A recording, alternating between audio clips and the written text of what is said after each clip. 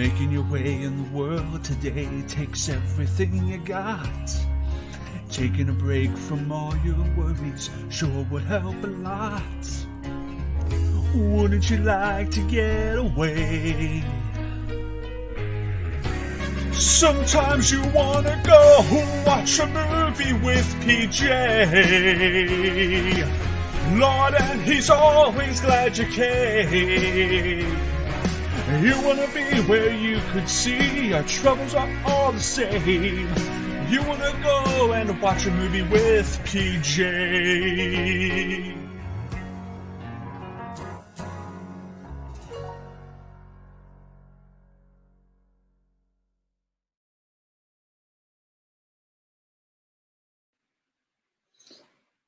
I'm a little disappointed right now, you guys. There was no singing pineapple at the beginning of this. There was no singing potato. There was no singing rat. Like, I feel like there was a missed opportunity here. I don't know. I don't know how to feel right now. It feels strange. Welcome back to the PJ Campbell Network. Once again, I am your host, PJ Campbell. Happy Monday to all of you out there. I hope you guys are doing well in the middle of this quarantine, COVID stuff. Please wear a mask. Be smart. You know, all those things that we always ask of you guys. How you doing out there? It's good to see you guys. Hope you're all well. I'm pretty excited for tonight. We got a banger of a film for our 31st watch along since COVID has started, and that is Brad Bird's Ratatouille. Apparently, it's about a rat who makes food. I don't know. No, I've seen it before. It's pretty good, but I know someone who is very excited about this. He's waited all his life to watch this film on a stream with people on the internet so that they could all see him cry, and his name is Evan DeGraff. Hello. Dude, if I could, actually express my levels of excitement for tonight, it would be over the moon.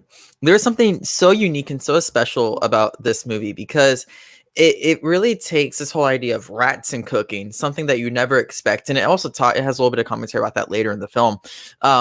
And it spins it on its head and makes this delightful film about dreaming and a really great commentary on criticism, all types of criticism from food. And I would even argue film criticism applies to this as well. And I think there's so many different stories and themes interwoven into this. It's one of the best scripts I think Pixar has to offer. I think is the animation from 2007 still more than holds up today. All the shots of Paris are just absolutely breathtaking. And the voice acting, oh my God, Patton Oswalt is so good in this. And don't even get me started on Michael Giacchino's score. You realize this is not the end of the movie. This is still the beginning. We haven't even watched it yet, and you're already giving your summary. I'm just letting y'all know that we are in for one hell of a ride tonight. We are. But before we can do that, how about you run through what we got? Yeah. And also on the note of something better, Chris literally could have put the Ratatouille thing behind the theme song tonight. I can't really say we probably would have gotten copyright strikes for that. Yeah, that's why we don't do these things. That's true. Freaking fracker. Anyways, make sure you guys check out our Spotify and iTunes. Chris Clark works really hard on it. And it stays up to date with all of our stuff. So make sure you guys check that out. We watched Hamilton. I guess PJ's cooking through them for me. We watched Hamilton. We did a Suddenly soundtrack of it with myself, Alex Marzonia, Max, who's about to join us very soon, and PJ. And my God, it was one hell of a stream. Newsies with Kevin Smith, Robert Parker, and Kristen Smith just dropped. Make sure you guys check that out. Great. It did not drop. It drops on Wednesday. It drops on Wednesday. Make sure you guys check that out. I thought it dropped right now. I'm not even going to lie. And then Thursday, Joe Iconis was on Front Center Magazine 2 weeks ago. Make sure you guys check that out. And then this upcoming Thursday, Heath Saunders is joining Maxwell Haddad and PJ Campbell as they kind of talk through his little through his Broadway career and kind of what Heath, just how he got there and stuff. And it's a really exciting interview. And then last but not least, make sure you guys check out that episode bracket. I don't know what one. And we also watched It's Like Two Lassie Come Home. That movie made people cry. I was there for it. It was good. And Lassie is not a dog.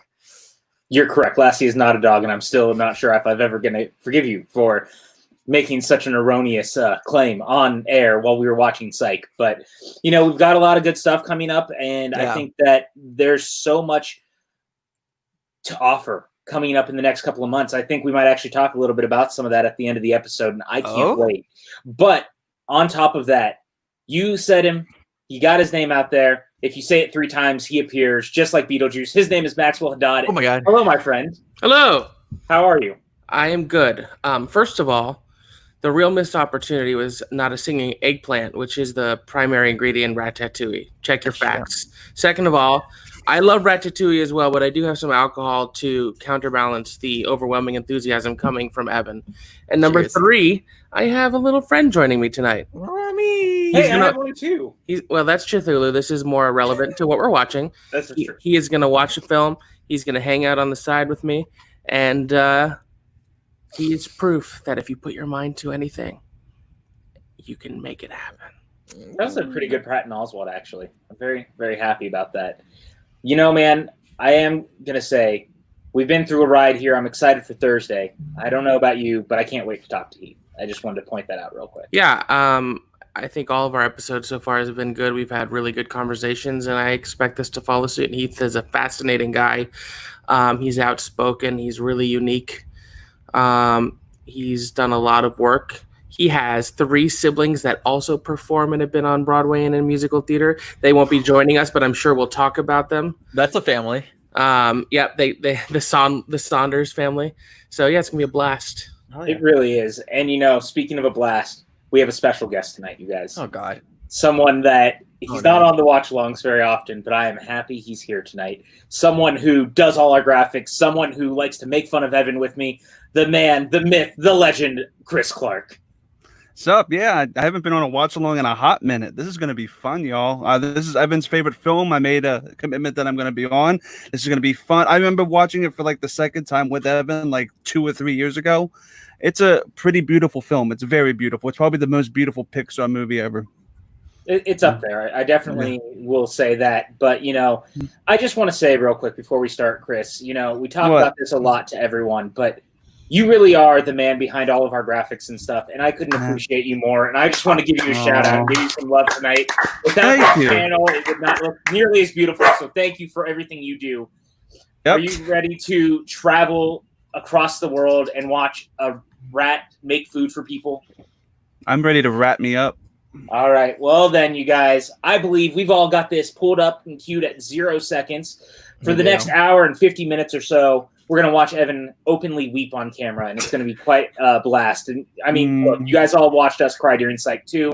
It's going to happen here again. It's all good. It's all part of the fun. So with that, we're going to count down from 5. As soon as I say go, hit play, and we're going to do this thing. In 5, 4, 3, 2, 1, and go. Yes, thank you, Dipper. Everyone heard you.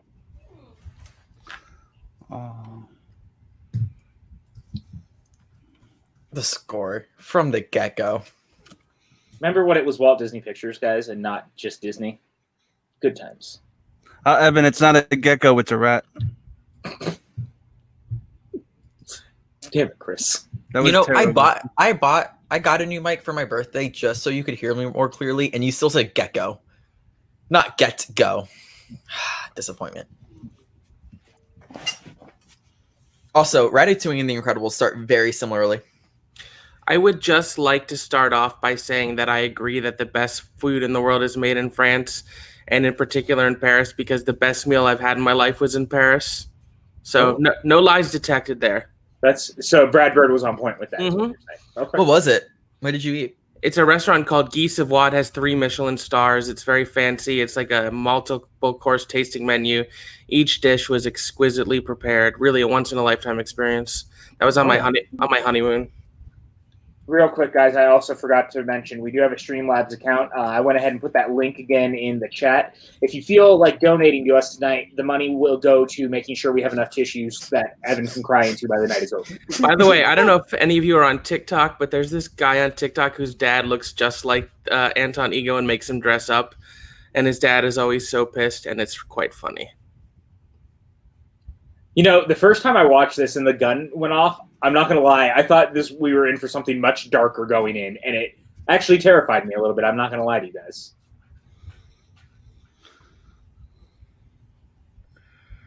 And I'm glad that it did not go that way, because that would have been dark even by Disney standards.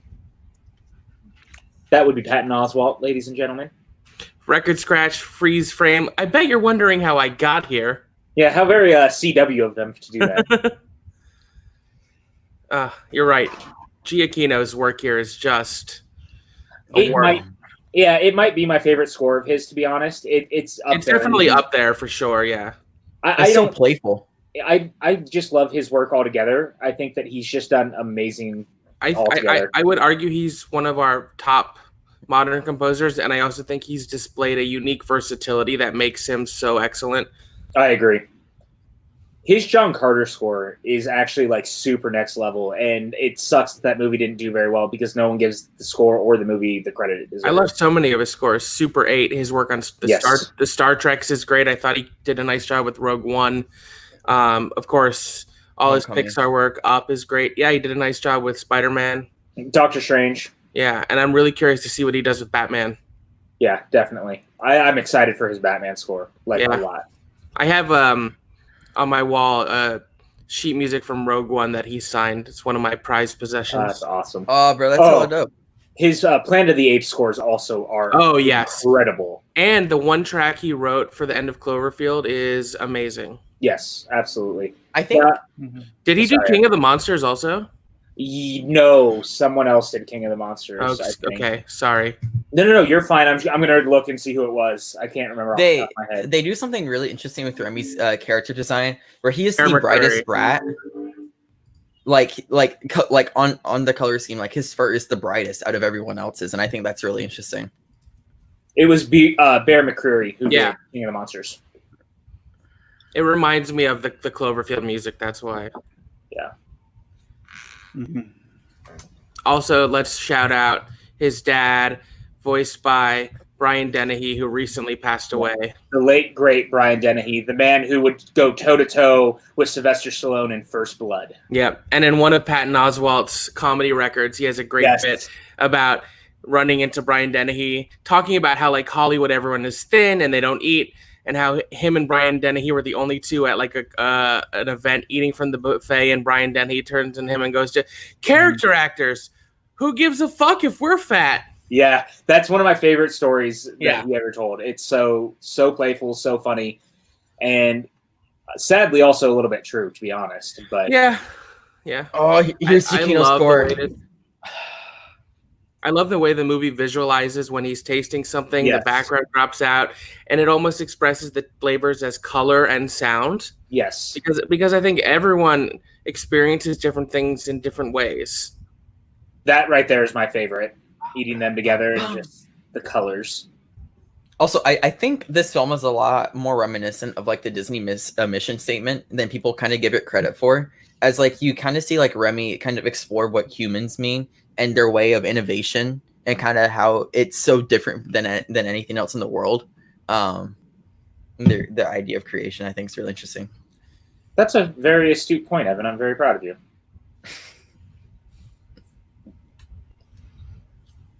I will say I've been drinking a little bit, so I'm probably going to poke fun at Evan while we go through this. So, I wish I had a damn it PJ button. I wish we had a damn it Evan button, but it disappeared on us. That's right.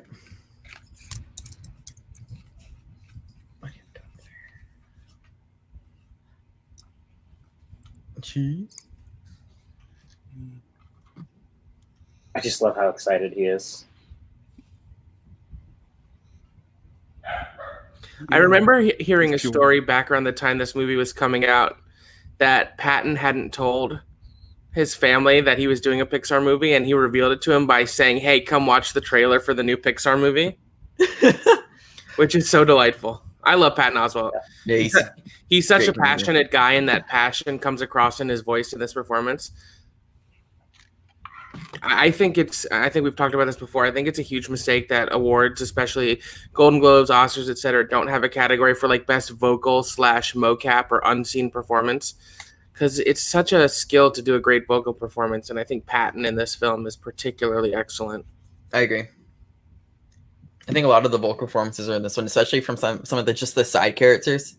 It really brings the film to life, especially in the kitchen. Yeah, there's some great actors doing work in the kitchen. Oh, you gotta taste this. I just love how excited he is.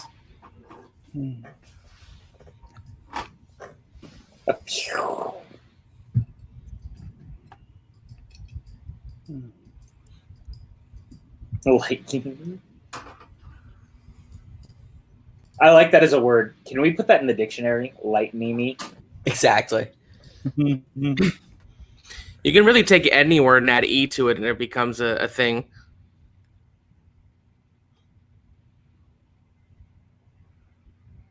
Actually, that's not wrong. And what you were saying earlier, Evan, like for a movie being 13 years old, it still looks gorgeous. The textures of the hair on the rats, the color The contrast. hair animation's great. Yeah, like even here, looking at the details on the spices, you could see like the little spices in the jars. It's really remarkable. Pixar's scratches on the jar. Always been, the top of their craft in computer animation. But What's funny is this film had a lot of issues in pre-production. And people seem to forget that there was a different director attached. I forget the name.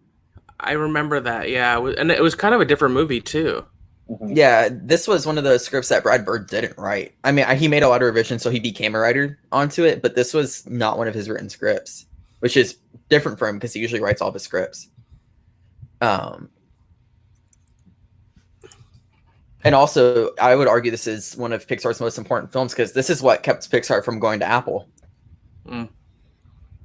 There's a whole story behind it. But Pixar was about to be sold to Apple, and then Ratatouille Which came is out. funny because Steve Jobs originally owned part of Pixar, so it would have sort of been full circle. Yep. That was very close to happening, too.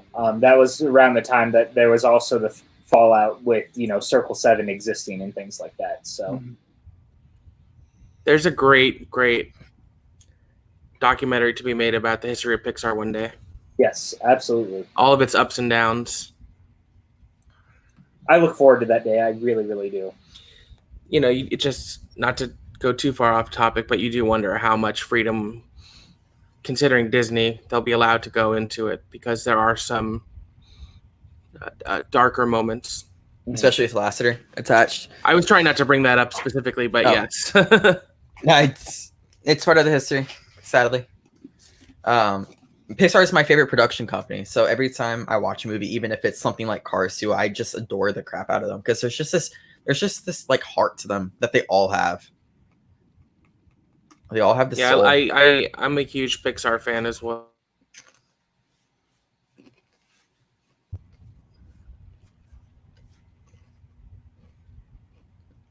And here's Shakino's score again.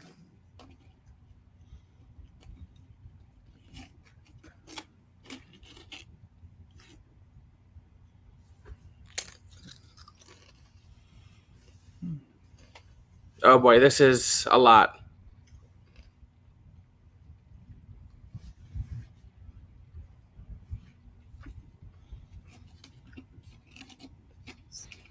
I love this right here. Squeaking. Such a good tidbit. It really is, though.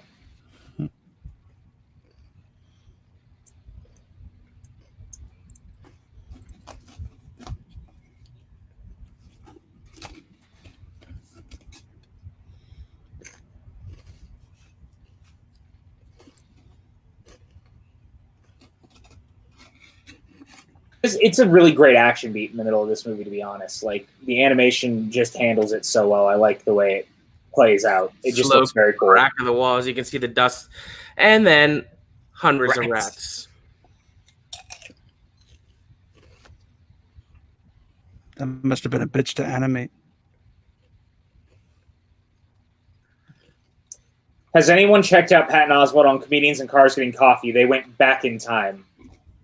I actually have not seen that episode, I don't think. Me neither. I do like Comedians in Cars Getting Coffee quite a bit, though. And there's the first shot of the movie.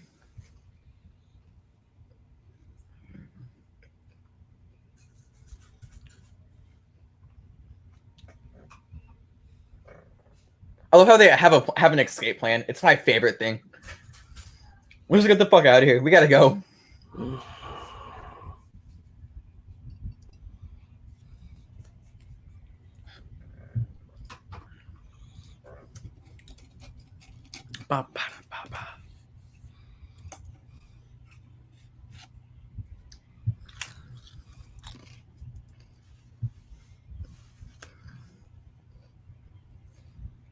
The flute work in this is impeccable.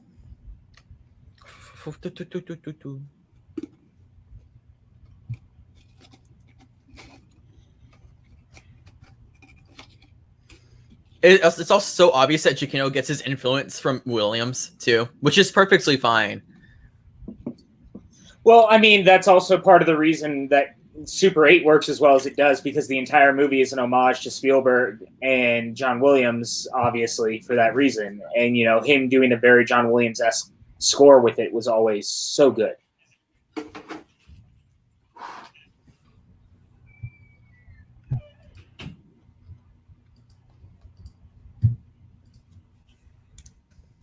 I don't think Patton Oswalt gets nearly enough love for the stuff he does, man. Like, I was thinking about it as we're sitting here, and he was in that The Secret Life of Walter Mitty, the one that Ben Stiller wrote and directed a few years back. Yeah. And he's so good in his small part in that, too. But, like, you wouldn't even remember, really, because no one talks about the movie. He's just a really fantastic actor, and I think he brings a lot to Remy in this. I love how, like, in the first 15 minutes, Brad Bird pulls no punches in making, like, you feel scared and like, worried for Remy. I think Patton was awards-worthy in Young Adult. I agree, actually. Yeah, absolutely. He's also really good in Big Fan. I don't know if anyone's seen that. I didn't see Big Fan. It's a bit of a hard watch. He plays a very basically his character's a stalker and a little creepy, but he's really good at it. It kind of reminds me of The Fan. Oh, okay. Which I think was a Schumacher movie. Was that the one with Snipes? Yeah. Yeah. Good movie. I like that movie a lot.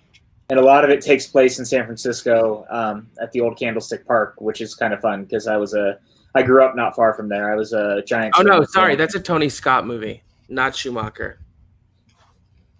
Actually, it feels more like a Schumacher movie than a Tony Scott movie. It's De Niro and Snipes. Yeah. It's a good movie, though, regardless. There's another one that came out around that same time called The Presidio that had Sean Connery that was quite good as well.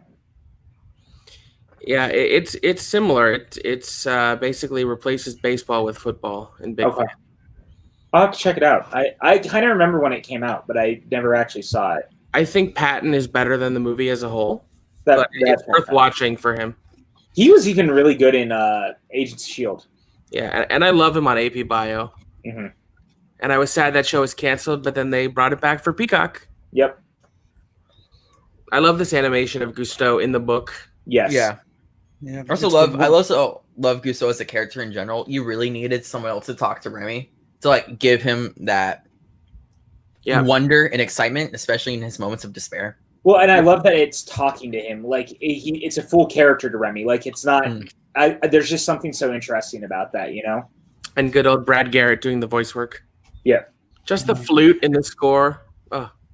That's what's up. Matt says, I agree with PJ on Oswalt. He appeared in 3 episodes of Burn Notice. I actually forgot that he is in Burn Notice, and I freaking love Burn Notice. Burn Notice is great. How many Pixar movies had 2D animation? None. I think this is the only one that has it, right? Oh, you mean like little snippets of it? Oh, maybe a couple. Yeah. Because I don't remember. Because that's the only one I can think of. WALL-E has live action in it. Yes, it does. I'm trying to think. I feel like 1 or 2 others must have some semblance of it at some point.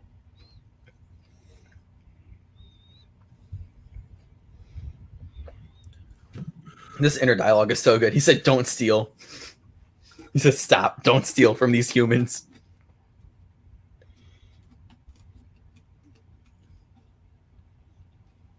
Oh, score is so good.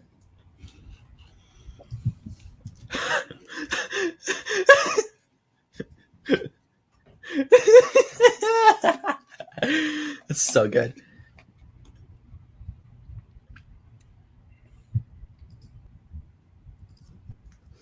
I love how you get the perspective from a rat right here. Not from like someone looking at a rat, but you are in the rat shoes, which is really interesting. Such a good job with the direction.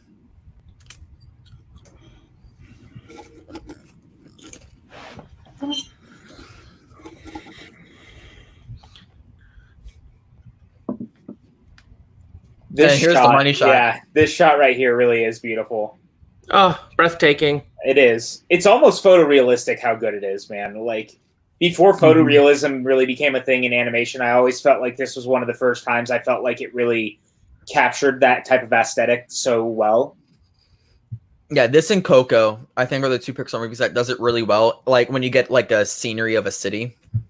Oh yeah, the city in Coco, the City of the Dead, is just Incredible. astounding. I love that John Ratzenberger's in everything that they do. Every Pixar movie, Yeah, shout out to Patty for pointing it out. even if it's just a tiny little part. I'm really glad I ate before we watched this, you guys. Otherwise, I'm not sure I would have made it through. And I have to say, as someone who's owned and worked in restaurants almost all my life, they do an amazing job of capturing the kitchen. Obviously, a very, very high-end fine dining kitchen, Yeah. but still, like the understanding of the dynamics, the different roles in the kitchen, from the sous chefs to the garde-mangers to all the different the chef de cuisine, etc. It just, whoever consulted or helped come up with this knew their stuff. Yeah. You know what other movie does a great job of that, in my Chef? opinion? Is Chef. Yeah. I love Chef. Oh, real quick, I just want to shout this out. Kale was asking the chat if anyone in the chat had been to Paris. We know, obviously, Maxwell had. Today is Kale's birthday, you guys. Oh. Everyone wish Kale a happy birthday. Oh, Happy birthday, bud. Kale. Yeah. Happy birthday, Kale, bro. We can't go with through this stream without wishing him a happy birthday. Kale's been a longtime friend, and I'm glad that he's been hanging out in the chat recently, watching the movies with us. Kale, you're a good person. We're glad you're here. Salute to you, my friend. So she's covered. Afterlife Linguini's so was. good. And see, to me, the casting of Linguini is proof positive that for Pixar, it's not always about hiring a big star. It's also about who's right for the role. Because, excuse me, the guy who does the voice was just an animator at Pixar. Mhm. And his voice was just perfect for it, so they went with him. I mean, but even for Patton Oswalt, he's not that big of a name. No, Like- he was, especially at the time. I think he's probably more well known now than he was 13 years ago. Yeah.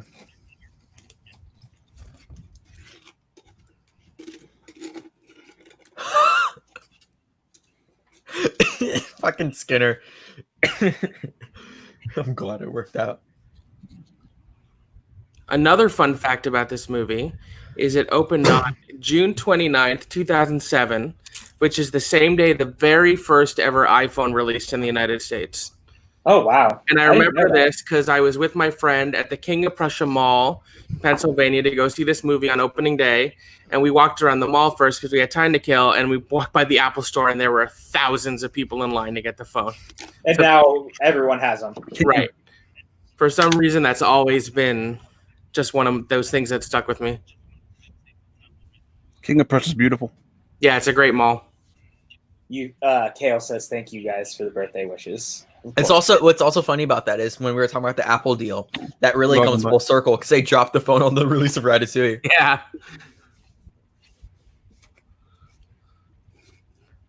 I love Remy's elitism here.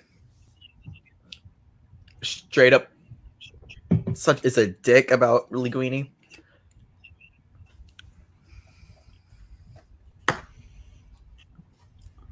Water animation's so hard too. That's It impressive. really is. It really is. And I've always thought that this movie did it amazingly. That's why I say it's one of the most beautiful Pixar movies, just because of the time it was made and the stuff that it was able to do. The fourth wall break is so good right there.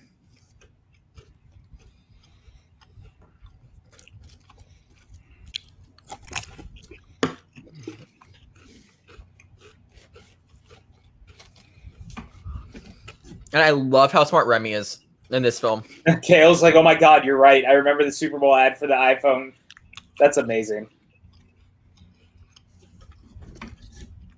You know, they really do scale very well in this movie, too. You know, Remy really does feel like he could be squished at any moment. Like, they really did get that correct. Because there's some movies you watch where scale feels off. I don't think this is one of them at all. Not at all. In a way, it kind of reminds me of some of my favorite kaiju films. Like, when you actually have people feeling very small against the backdrop of these giant monsters and stuff. That's what this feels like to me. Well, I never got that, but now Also, I do. This I is see when that. the score is the best. Thank you. Thank you. And Chris. like in these like upcoming scenes, the score is so good here because it plays with the kitchen. Yeah. It's just a very playful score, like you said earlier. And he was Oscar nominated for it. It's true. As he should have been. Yeah, this film got a lot of nominations for an animated film. It did. So good. Score, sound editing, sound mixing, screenplay, and it won animated feature. Getting a screenplay nomination for an animated film is impressive. Yeah, definitely. A lot of people say the screenplay is the best aspect of this movie. And I've always said that too, because I think it's the most layered Pixar movie. I think it has the most going for it. And I think the direction obviously backs it up really well. But there's so much going on in the script, thematically at least.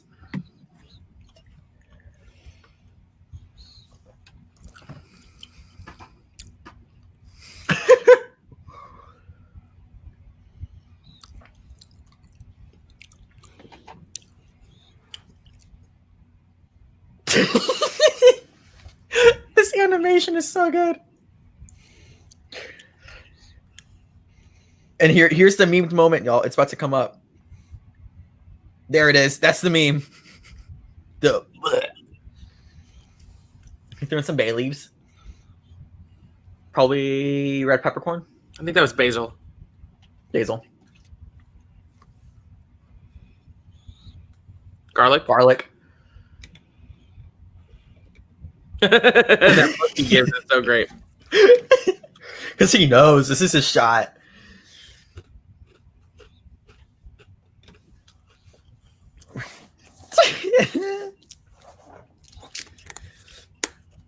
The comedy in this is so well done because, like, especially in the earlier scenes, there's not a lot of dialogue. It's really about getting to know the character, like, on a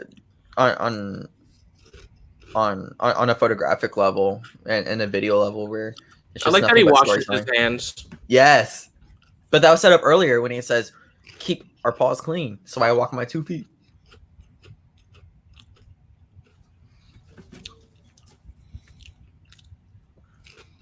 Yes, Remy.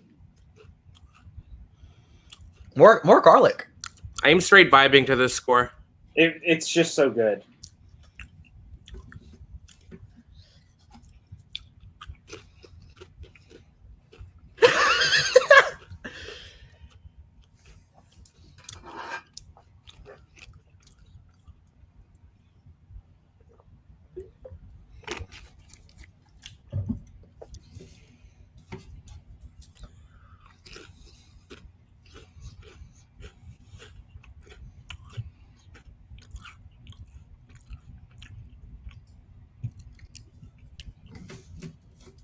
Also, shout out to Ian Holm, who also recently left us, who plays the chef. Yep.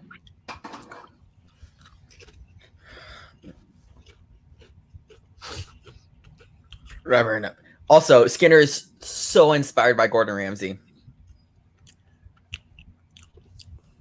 Andrew, I'll kick you out of the chat. I would It's a warning. actually say he's probably more inspired by Joel Robuchon, who trained Gordon Ramsay and who was French. Okay. But it's the same sort of like ego-driven, angry chef. And in fact, Joel Robuchon and Gordon Ramsay used to like throw plates at each other. I would love to see a Gordon Ramsay biopic, and kind of like in the style of Whiplash almost. It'd be amazing.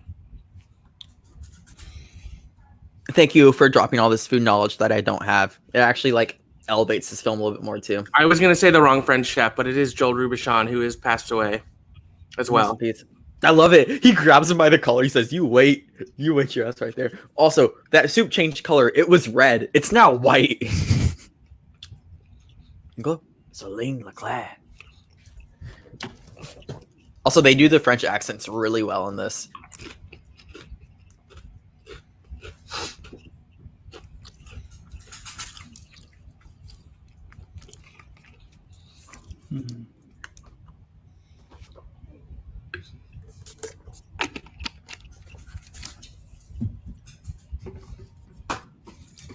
Marvin Also- asked, what live action movie is closest to this movie? I think for me it would be Chef.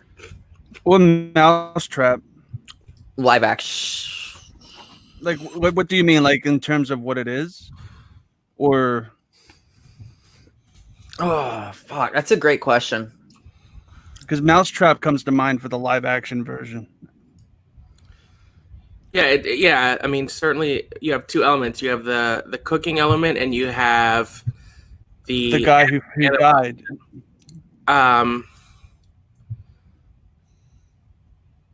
I think Big Night also has some similar elements. The film from the mid '90s, which is also a good cooking movie. More recently, Rocket Man. I know it's a really weird comparison, but when you kind of look at it, Elton's very similar to Remy. Has a lot of the ego-driven side to him. In terms of story, I think it's really, sort of really, almost a reverse reaching. step. Yeah. Kind of. I more get the vibe of Mousetrap. Mousetrap's not a bad one. It's always funny to think that Gore Verbinski directed that. Mm-hmm. Yeah. It's more just because, like, at the beginning, you have the guy who died and left his stuff to. Sure. Yeah. And. It's funny, too, now thinking about that. Gore Verbinski, man, what an eclectically interesting filmography that dude has. Thinking about it, he did The Ring and, you know, Mousetrap and 3 Pirates of the Caribbean movies and The Lone Ranger. Like, kind of nuts. Cure for Wellness. Yeah. And Weatherman with Nick Cage. Yeah, which is a really dark movie. Yes. I like that movie a lot, though. Mm-hmm. You know what's really interesting about this film? The color palette they choose is really well done. Because while it's a bit more while it's a bit unsaturated, everything still pops really well. And you get this really nice fall atmospheric texture to the film, which is really pretty. And also, I've never been in Paris, so I can't speak to that, but I think that has a part to do with it. Yeah, visually it gets Paris really well. God, those eyes. Yeah. Like that. Excuse me, it's called Mouse Hunt, not Mousetrap. My bad. That's what I was saying. Like, yeah, Mouse Hunt. Yes, thank you. Nathan Lane and Lee. He's in Something About Mary. He's like a classic British slapstick comedian. Lee, I gotta look it up. He's in a couple of other things too that I can't think of off the top of my head, but I can definitely see him. Lee Evans. And of course, you know, Christopher Walken. Of course. Christopher Walken. I'm Christopher Walken here. That was where I was first introduced to Christopher Walken as a kid. I think this only works because Linguini is so, I don't say pure might be the word I'm looking for. Innocent, yeah. And we get a lot of that in the first, you know, and he's curious. He's very curious. And we get that in the first 5 minutes of him being on screen too. So it's set up really well.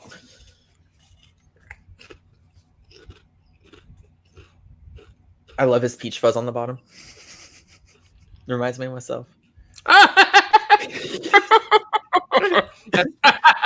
And then the smash to them soaked is so funny.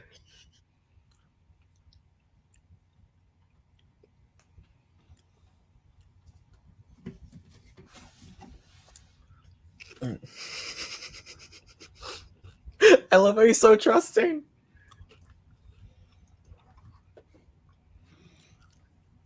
I can now see why this, like, I've always defended it, but like when you listen to it closely, the sound mixing and the sound editing of this is impeccable. Not wrong. You feel everything. Also, if animated films could get nominated for cinematography, I'd make one hell of an argument for this movie. That's always going to be a question I wonder with animated films, if they can ever get the cinematography awards or not, just because, you know, so many people see it as not cinematography since it's all done on a computer. But I almost feel like that's not fair. You're still setting up shots and still, you know. I would argue if Life of Pi can win cinematography, then there's no reason why an animated film can't be nominated. And that's not meant to impugn Life of Pi at all, but a strong... Oh, Cthulhu down. Yeah, he's back. We're good. A strong component to the cinematography in Life of Pi is digital or gravity or, movies like Avengers that have a lot of previs. Mm-hmm. Isn't cinematography by definition lighting of a scene? It doesn't matter if it's animated or not. So. I completely agree. Also, that's definitely going to be me in New York one day with that small ass apartment. Just watch it happen. Yep. But not with that view though. Yeah, fuck you, Max. I know I'm poor shit. My view is going to be the alley. Yeah, you're looking at a brick wall. Yeah. At least you'll be in New York, not Florida. Hey, don't shit on Florida, okay? Our people aren't our government. In New York, you can be a new man. That's right. Just you wait. Lin-Manuel Miranda might be the only actor I can sing with, but that's okay. He makes me believe I can do it, and that's important. Like, honestly. That is so loud, PJ. Sorry, it was right next to the mic. That was my bad. First, I thought it was the movie. Hey, PJ, you want to know where taco? Dunkin' Donuts came from? What? Boston. Shut up, Evan. I made sure I wore my Yankees jersey tonight for you, or my Yankees sweatshirt for you, by the way, during your favorite movie. Of course you did. That way, it's always there for posterity. Also, the cut to him making an omelet is my favorite thing. That's for you, PJ. I wasn't going after you, Max. I love you. That omelet looks good. Yeah, but I got Evan's back tonight. Thanks, Max. Why you gotta do Ratatouille night of all nights. I mean, fair. Okay, why do we have these banners going along? I don't know this about the production, but so many of the expressions on Remy look like faces Patton would make. I'm wondering if they filmed his. I'm sure they filmed his face and animated. They must have. They did. They had to. They do that. I really do think They it's do one that of the for great. reference to get the actors. Go ahead, Yeah. Chris. Oh yeah, Chris? they do that for reference to. They do that for reference. For animation, they actually try to get the actors' emotion out, so they actually act towards it. Right. That's why they record before they animate. Yeah, I really do think that Patton's performance is one of the best in animation history. I think what he does with Remy gives him so much more life because it could have been just like a really dull film bro-esque character. And I say film bro because that's what we can all like relate to on Twitter, but it's a lot more than that, and I think that's due to Patton's performance. Also, he looks like the guy from Onward. I just realized. Yeah, it's a very similar. Marvin says, if you're going to recast this movie for live action, who would you cast? He's probably too old, but my mind immediately goes to Andy Samberg. You know, Oh yeah, mine was either Tom Holland or Andrew Garfield. Yeah, Garfield would be interesting. And then, I mean, I'd keep Patton Oswalt, though. You keep him as the voice, yeah. Yeah. I'd cast Danny DeVito as the chef, Yes. No. and I would just I don't know who I'd cast as the sous chef. That's a hard part. Kristen Maloney. The Milioti? critic, Yeah, thank you. That could work. the critic guy should be Harvey Firestein. Honestly, I would just cast Will Arnett as his role too. Oh yeah. That'd be good, too. Would you have John Ratzenberger cameo in the live action version? Definitely. Absolutely. Gusteau, I would cast Gerard Depardieu, although I think he's problematic. Yeah, I think he is, too.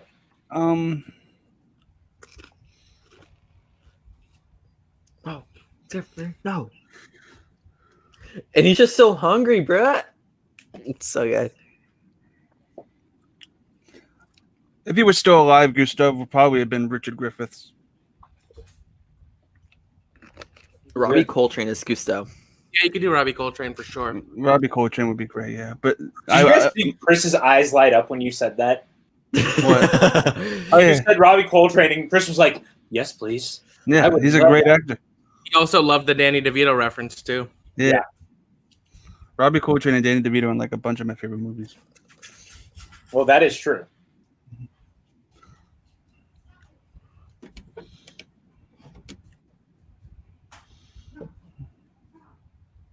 The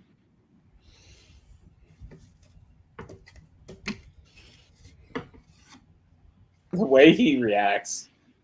What are you doing?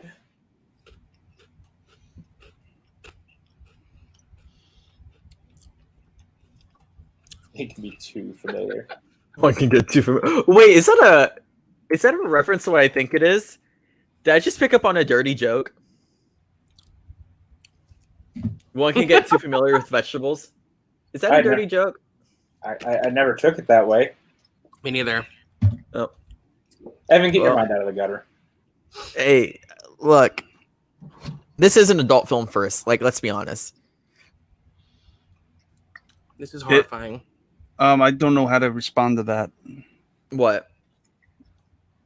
This is an adult film first. One.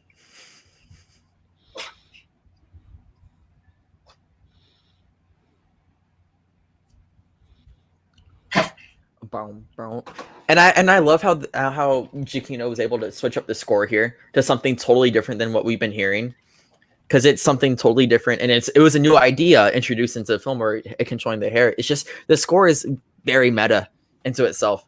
It knows what the movie is, and it takes advantage of that.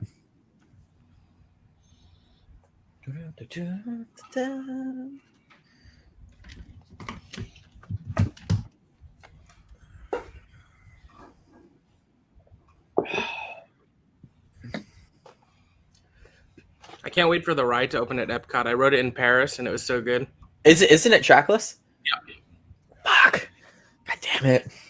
And it does a great job of scale, too. Like, it makes you feel like you're a rat going through the restaurant, because between the combination of screens and set pieces they have that are so much larger than you, it's pretty brilliant.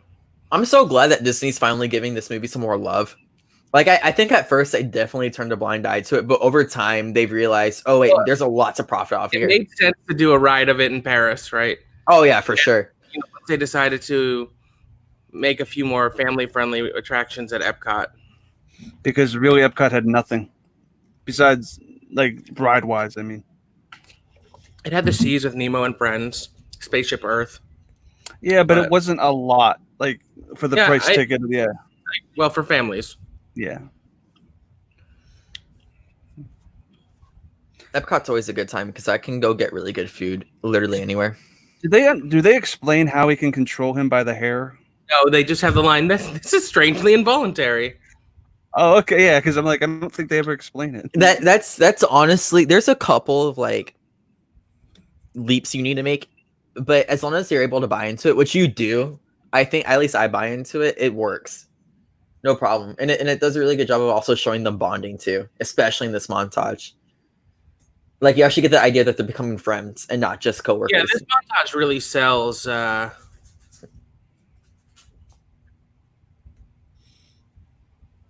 should do it.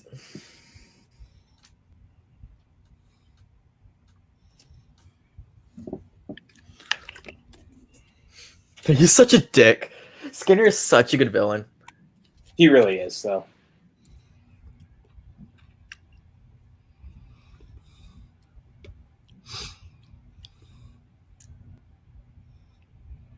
Here we go.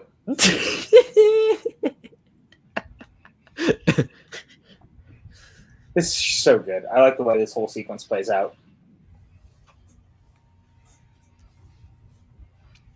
correct. A little bit of ahead of its time, actually dealing with it in this way too. What year was this again? 2007. Couple of And movies also, dealt with this kind of stuff around that time because Anchorman did also. Marvin was wondering, is this considered underrated amongst the Pixar films? So Pixar rankings are weird, and how people talk about Pixar films is weird, and I'm part of the problem with this conversation. I think all of them are really good. Actually, I take that back. I think all of them are good. I think a majority of them are really good. I think when this film hits different for different people, it really depends on who you are, and if you're able just to buy into the fact that a rat is cooking, which is a leap to make. But the conversation of underrated is weird. I think people make the mistake of listening to it as B tier Pixar if someone were to say it's bottom of A tier, I'd be like, that makes sense. But if people say it's B tier Pixar, then that's when I check out, which is what a lot of people mistakenly do. I don't think it's anywhere close to B tier Pixar, but I mean, the truth is, I think most of Pixar's movies are very, very good. So, I mean, I have a hard time really ranking them or even doing anything like that because I think that they all offer something very special and very specific for each one of their films. Right, Beta Linguini. I also love how this movie doesn't treat the audience like a child. This movie literally makes you work for the story, which is really fun. I'd honestly argue that's most of Pixar's movies. I think they've always played by the rule that Disney set up of, treating everyone fairly. Yeah. It's like you treat the audience like they're smart. You don't play down to them. You don't punch down. You punch up.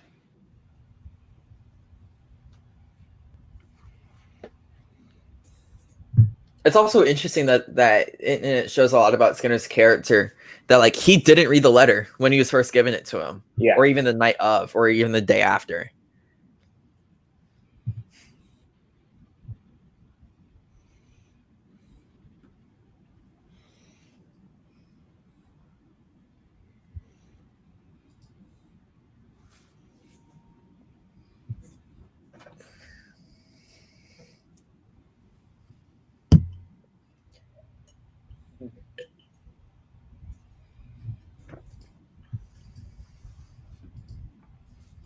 I love that he finds like the one hair left inside the hat. There's probably some more just tucked into the things. What do you want?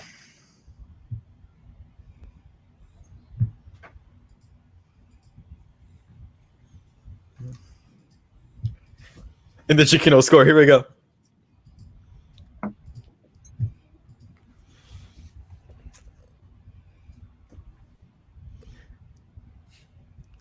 First off, Brando, thank you for saying not the film, but Ratatouille the dish is incredible.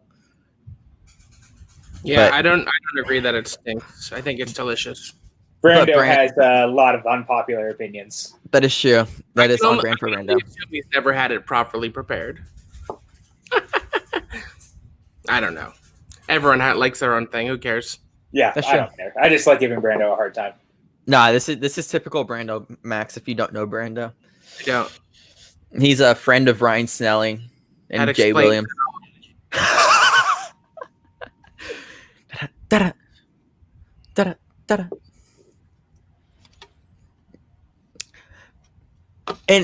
what's really interesting about Colette is like it makes you curious about like if she cares more about the restaurant or actually training him, at least in the beginning of all this, and then slowly you begin to learn that no, she actually cares that he succeeds in this kitchen.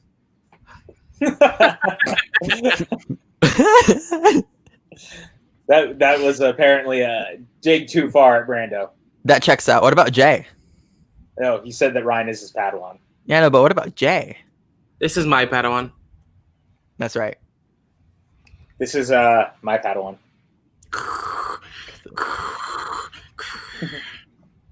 Remy's way cute and not nearly as deadly.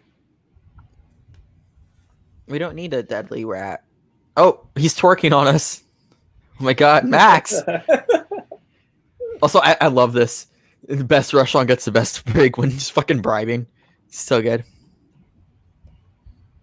Oh god, Chris, you're getting some meatloaf love in the chat. You know what doesn't suck? Meatloaf, both the singer and the dish. Oh, Brando, you're great. Thank you, Brando. Believe it or not, I hate meatloaf. The actual food, it's disgusting for me. But if you enjoyed it, it's all you. It's great. I had enough with these asinine food opinions. I'm leaving. Look what you did. You made Maxwell rage quit, Chris. What is this? Oh, imagine him turning around to piano and playing Werewolf to London. What does Warren Zevon have to do with anything? I don't know. It just would have been funny. Oh, okay. Because we're in Paris. We're not even in London. What advice? Cooking. I love how she's appreciative that someone's showing appreciation to her. I think you upset Brando also, Chris. How dare you again? Oh, how dare you again? Oh, God, I'm so sorry. God damn it! You pissed off the one person that we love. Jay is a gift from our great savior. That is true. We love Papa Jay in the chat. He just keeps going now. Paris sucks. Sucks. Paris and France are the same thing. It's not true. You know what's interesting about this is that it reminds me of Chef in a way where in Chef he keeps wanting to do new things and they keep telling him not to. In this one, someone comes in and is like, "We're tired of all the old stuff. What do you have that's new?" And I really like. I haven't seen Chef actually. What? Yeah, Evan. I know. That would have made a great double feature with this. It really would have. This is very disappointing, Evan. We're like weenie.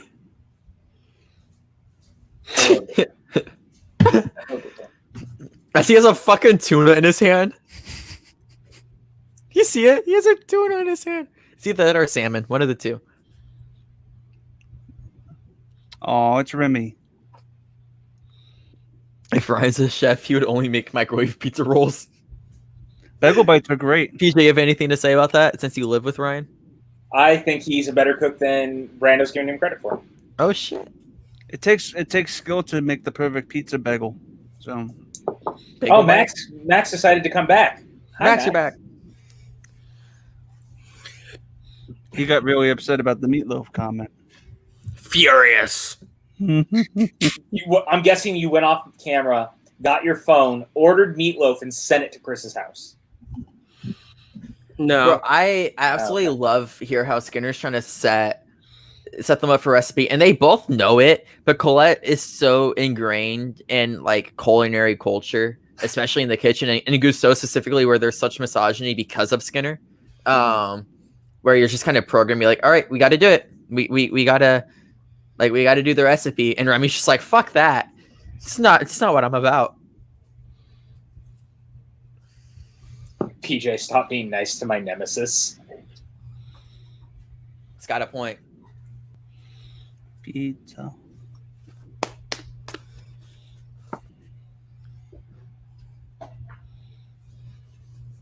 Thank you.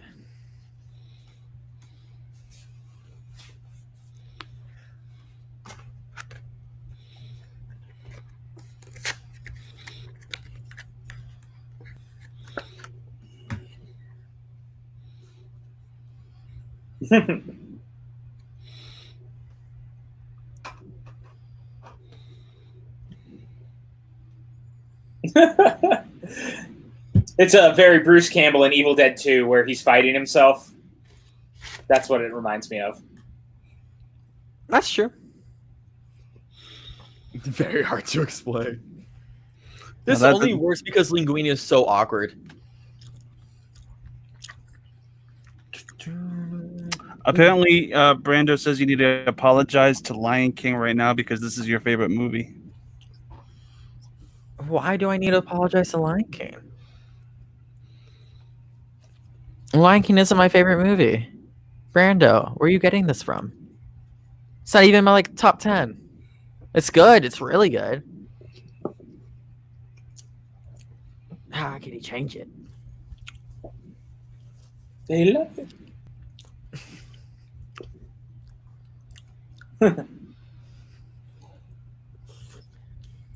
It makes me really wonder, though, what restaurant culture is like in Europe. Like, I wonder if people are more like communicative with each other about that kind of stuff. Like, yo, this is really good, and you tell other people at the table, because that doesn't happen in America, obviously. Right.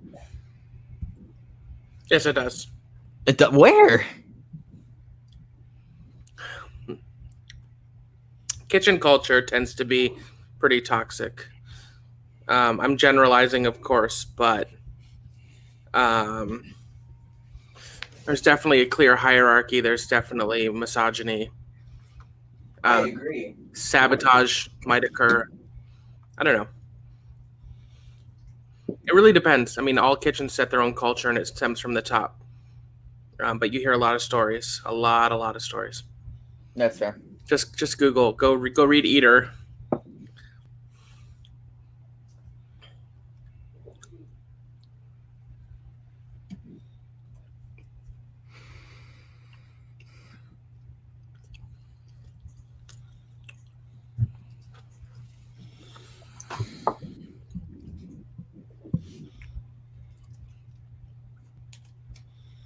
more. And like, I really think that like Brad Bird doesn't shy away here from like how toxic kitchen culture can be. But he keeps it playful so it's not too dark and too damning. You're probably not wrong. That's what I like to call responsible directing and storytelling. Oh, idiot. I'm noticing it's been a little bit since I've seen this, and like there's just so many parallels I'm seeing between this and Chef now that I didn't necessarily see before. I really wouldn't be surprised if Jon Favreau took inspiration from this film. Well, they're both also coming from a very interesting place about criticism overall and like what does that mean? Yeah. So that's a big part of it, like at least for me. Die.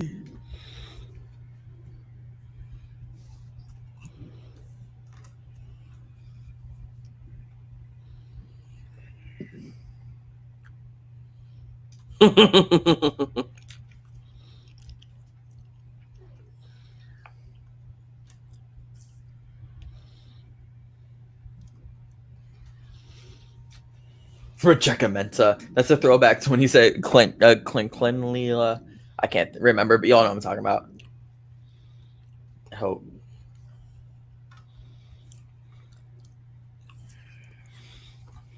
Marvin asked, I know that this is slightly off topic, but what live action movie is the most similar to a Pixar film? Short Circuit and Wall-E. That's not bad, actually. The Great Escape and Toy Story 3. Small Soldiers in Toy Story. Yeah, those are all pretty good, actually. Um, Child's Play in Toy Story. Ford versus Ferrari in Cars 3. That's not bad, actually. Or Rocky 3 and Cars 3. Yeah. A Bug's Life and Dumbo. Well, The Bug's Life and Seven Samurai. And Or Seven the Magnificent Samurai. Or The Magnificent Magnificent Seven. Yeah, any of those. Since they're all coming from the same story. Yep. Talk about an A-tier underrated Pixar movie. Bug's Life is one of them. Bugs Life gets overlooked. I rewatched it not too long ago. It's got this weird issue of the fact that like the animation, and I use this word sparingly because I understand like it's recommended animation is dated, and it looks so. But the story is full of heart. But I also feel like Flick is a little toxic in the film, and I don't think it sheds enough light on that. Well, that's the point of most of those is that the hero is not necessarily very heroic. Yeah. Until he's forced to be. Evan, have you seen Seven Samurai before? No, I've seen parts of it. I've seen clips in film school. God damn it, Evan. Well, then you don't get to appreciate it as much as you should because it's good. Yeah, it was when I was in community college for during high school. I love his brother starting to see this stuff too. Oh, so close.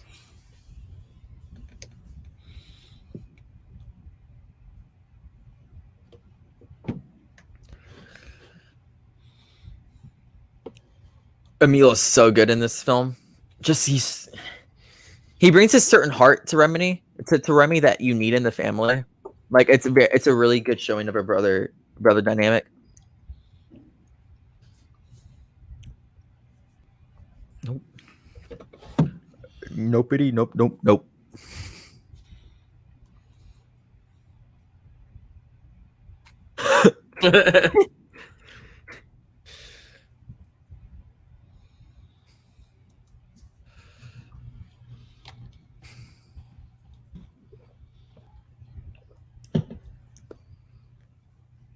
Right?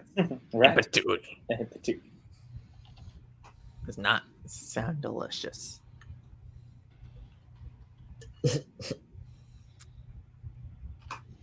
Yeah, he's no more wine. That's the Seventh Samurai, not the that's the that would be the last Samurai. Yeah. I was not gonna say anything to Brando's insanity in that comment. Actually, Seven Samurai is by Akira Kurosawa from the 50s. Yeah. No. So that's him. Tom Cruise one is good too. Yeah, The Last Samurai is great. Toshido Mifune. And even right here, the music slaps. Like to put the backdrop of a band while the whole family's meeting back up for the first time is really interesting. Because it kind of shows that like when they're talking and when they're hanging out, it's really not homey. It's just like the family is kind of just what the family is. It's not really like this true sense of security, you know? Right.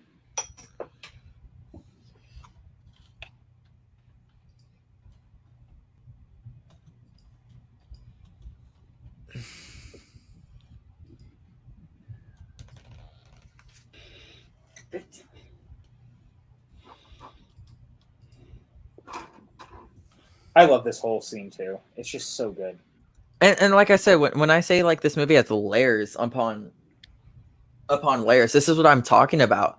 Like in a film about achieving your dreams and stuff, we now have this dynamic between a father and a dad, which is high tension because Father they and see son, you the mean? world. Yeah, father son, because they see the world in two totally different ways. It's fucking incredible. Father and a dad. A relationship between a father and a dad. Thank you, Chris. That's an Evanism.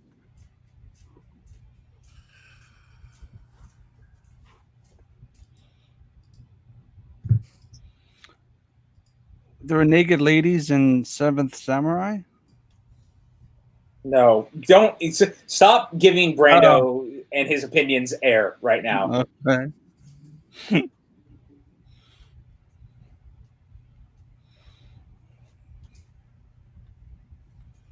But if I did, they'd have a samurai. Like Kurosawa, make mad films. Also, Skinner is such a dick. A samurai. That the tends way- to be what villains do, my friend. No, I agree, but the way how they do it in this weird sort That of like is- combative business sense is impeccable. That is so dark, by the way. This moment right here is legitimately terrifying. Yeah, all the dead bodies like hanging. Yeah. Yeah. Like, what a dark, dark moment. And it's then hard- you get one of my favorite lines in film history about to come up.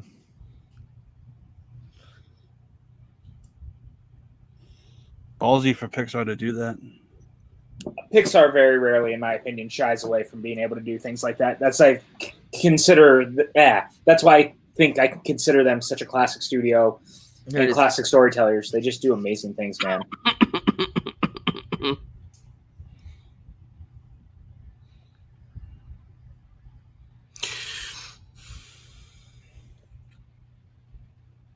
You can't change nature. Here we go. Is nature, Dad, the Yep. part that we can influence? And it starts when we decide. It's so good. Dude, Remy went like full Rocky Balboa right there. So good. It's not about how hard you get that you can hit. It's about how hard you can get hit and keep moving forward. But I think what Remy says there is so true also to like our political climate and social justice. Because change will come. You just have to let it happen. Totally. And you have to choose to be a part of that, part of that process. It's one of the best gags in the entire movie. Hey, and the dude runs into a car. Like, it's just so silly, and yet it makes me laugh every time. It's so good. It's so good. He broke his legs probably. And his bike. Yeah. He's probably not going to be able to do anything for a while. I think that's where the 813 cameo was. That's probably a good thing considering, we're all in quarantine right now. Yeah.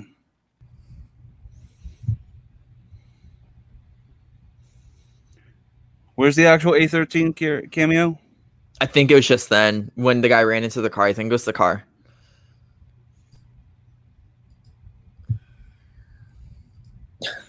This whole thing. This movie's a lot more slapsticky, I think, than it gets credit for being, too. Like, I just think it's just so fun and has a very classic Laurel and Hardy meets Abbott and Costello, Steve Martin type vibe that I dig for the main character. The movie is forced to be funny in more with its pictures and its words than its words because of the nature of the characters. Totally.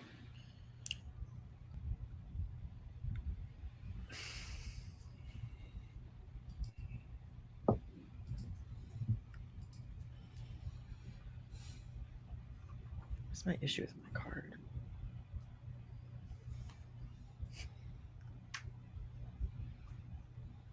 And this is so good because she's pissed at him, like in general, and he doesn't know it. Marvin says, is Marvel Studios the only studio that can honestly say they rival Pixar quality-wise? I have to really think about it. I mean, as far as like very specific studio work goes, I mean, Marvel's definitely up there. They've done some really incredible work over 24 movies, 23 movies. I think Peter Jackson's thing, like he said, like very few duds recently. It's interesting because it's rare that there's a studio that's as collaborative and focused on their product as, say, Pixar, Marvel Studios is. Because if you look at other studios, they tend to be much wider ranging and not as specifically involved in the production of each film. Yeah. And enough that like people actually know what they are, you know? Like when we talk about Marvel, people know Kevin Feige and Marvel Studios. Right.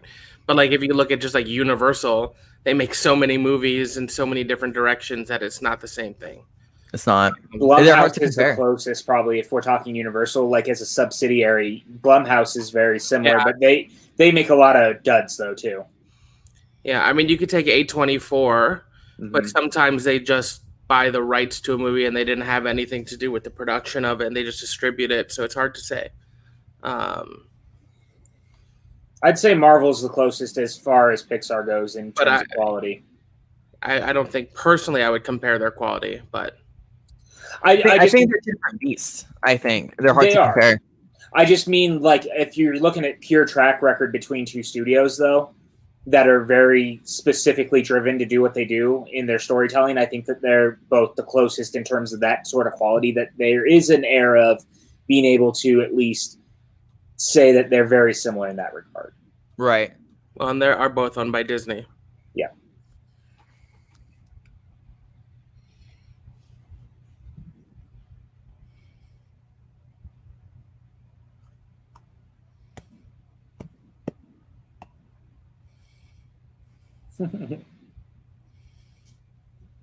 That's so. A tiny chef just sounds so creepy.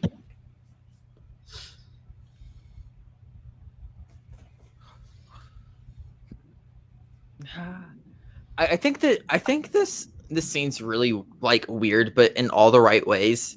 It does a lot with Illumina's character, and it makes you feel almost uncomfortable for Colette, which I think is necessary.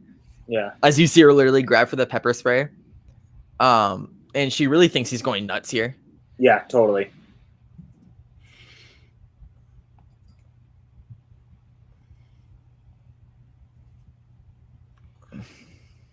The way she pulled. She was totally going to pepper spray him, and then she just decides not to.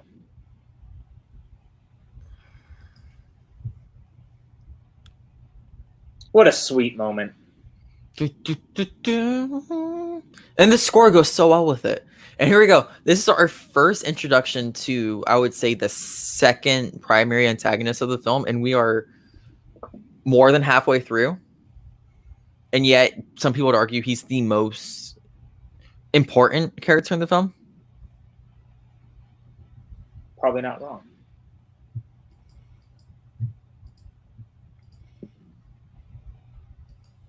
At the end of the day, he is a MacGuffin for the final act. But he's a good MacGuffin. He's a great MacGuffin.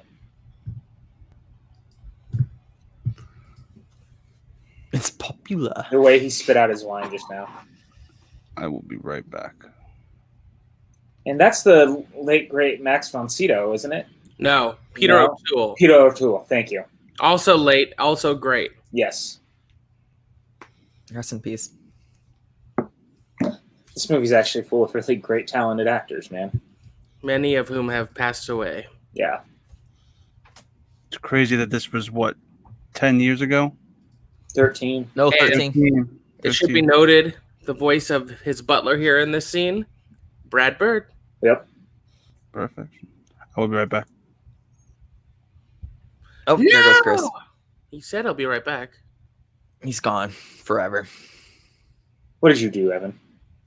Not much.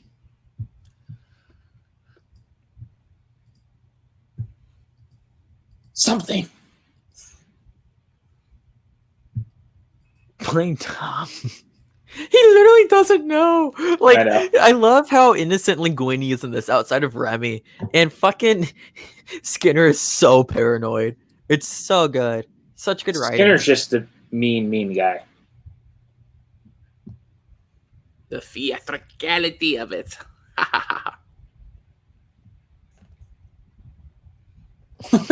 He's a paranoid man. Phantom of the kitchen.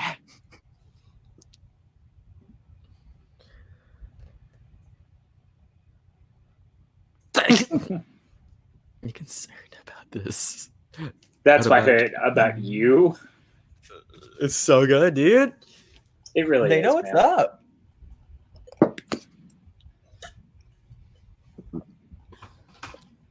Max, how you doing? I'm good.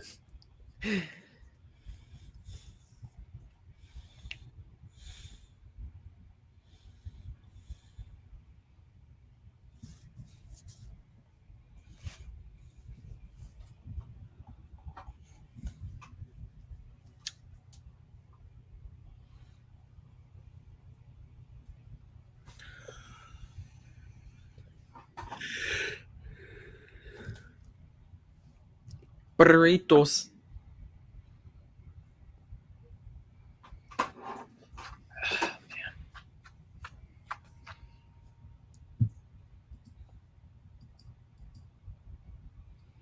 It's funny looking at in the background. I've never really paid attention to the stuff in the back, but like the little Gustavs in the back or Gustos in the back, Yeah. they kind of remind me of the Newman's Own Ranch and stuff like that, where it's Newman wearing like random hats from other cultures and being like, look at the different things that we've done from other countries and other types of places. It's just kind of funny to me that they definitely did that here too.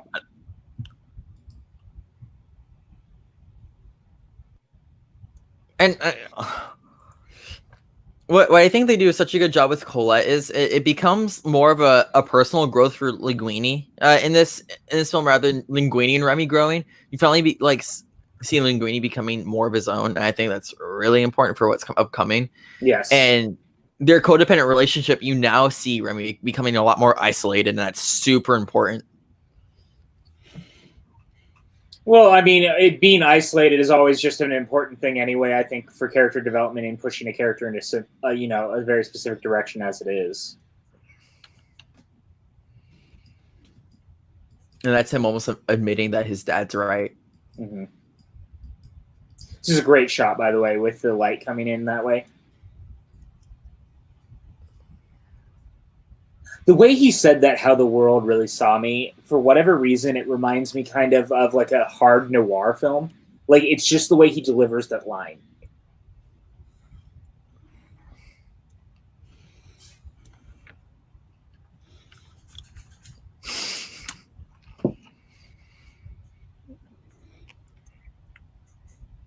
Not to do.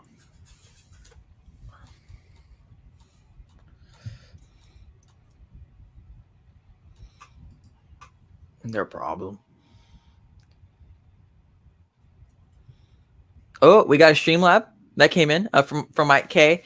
Sorry guys, I couldn't make it tonight, but I wanted to throw in some coins for Evan's favorite animated film. He donated $13 for it, being 13 years old. Thank you so much, Mike K. As always, you are the MVP, Mike K. I hope you get the chance to come back and get to hear us gush about this film. Goes in blabs.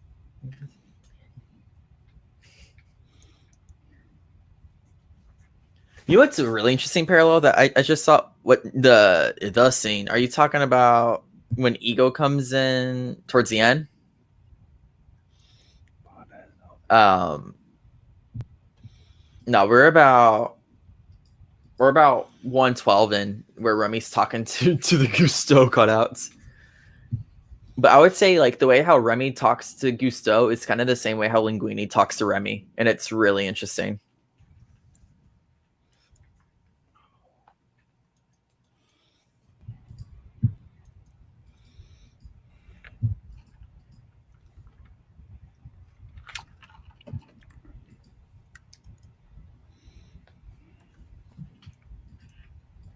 No, we'll get there probably in another like 30 minutes, to be honest. Well, no, 20-ish.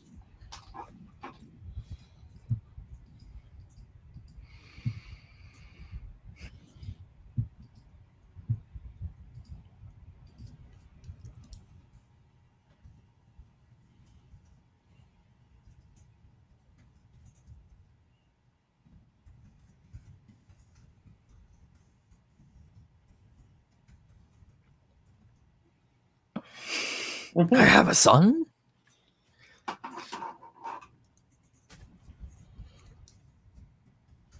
Also, it's so weird for the audience. Like, this is something that I think Ryan Johnson also does pretty well too. That like the audience already knows the twist, and we've known it for a while now. Yet this is the first time the main characters learned about it and how it's going to affect the rest of the film moving forward. Really good job of like subverting expectations and stuff.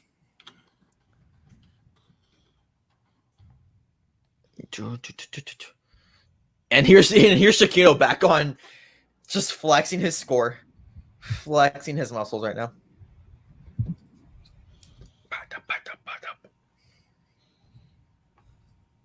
Ooh.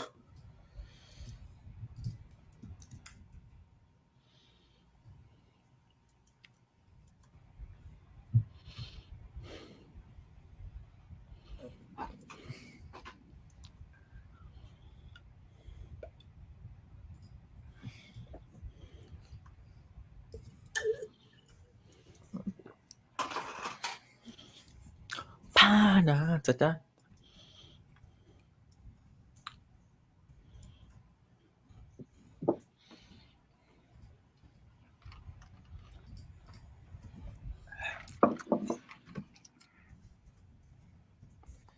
Yeah. Kale makes a great point. This is the Tintin moment, if you will. Interesting. Oh, yeah. I hadn't even thought about that, to be honest.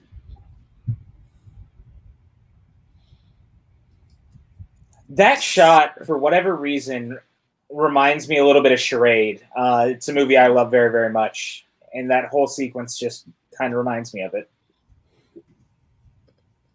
Seeing Skinner sink into the water is him accepting his defeat, and that's so good. Those eyes, yeah.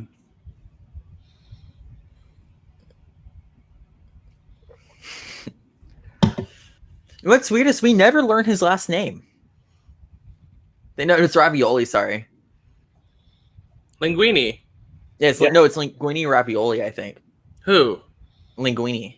No, his name. Alfredo Linguini. Alfredo Linguini, yeah. My bad. Your favorite movie? I don't remember some things, Max. They literally say his name throughout it, Evan. They say Linguini. I can't. Yeah. Look what you did. This is your favorite movie, Evan. Yeah. Max, you're on the left now. I hate it. I want to be back on the right. Here, let's try this. Sorry, Chris. There we go. Much better. Mazel tov, it's a boy.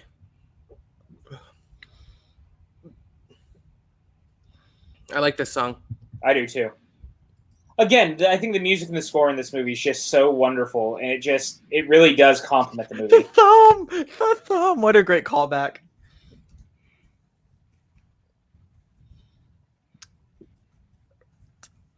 I think their relationship is super cute, by the way. Like, I like how they get along. And it does a really good job of like still maintaining that they're in a dating phase versus like anything overtly serious throughout the film.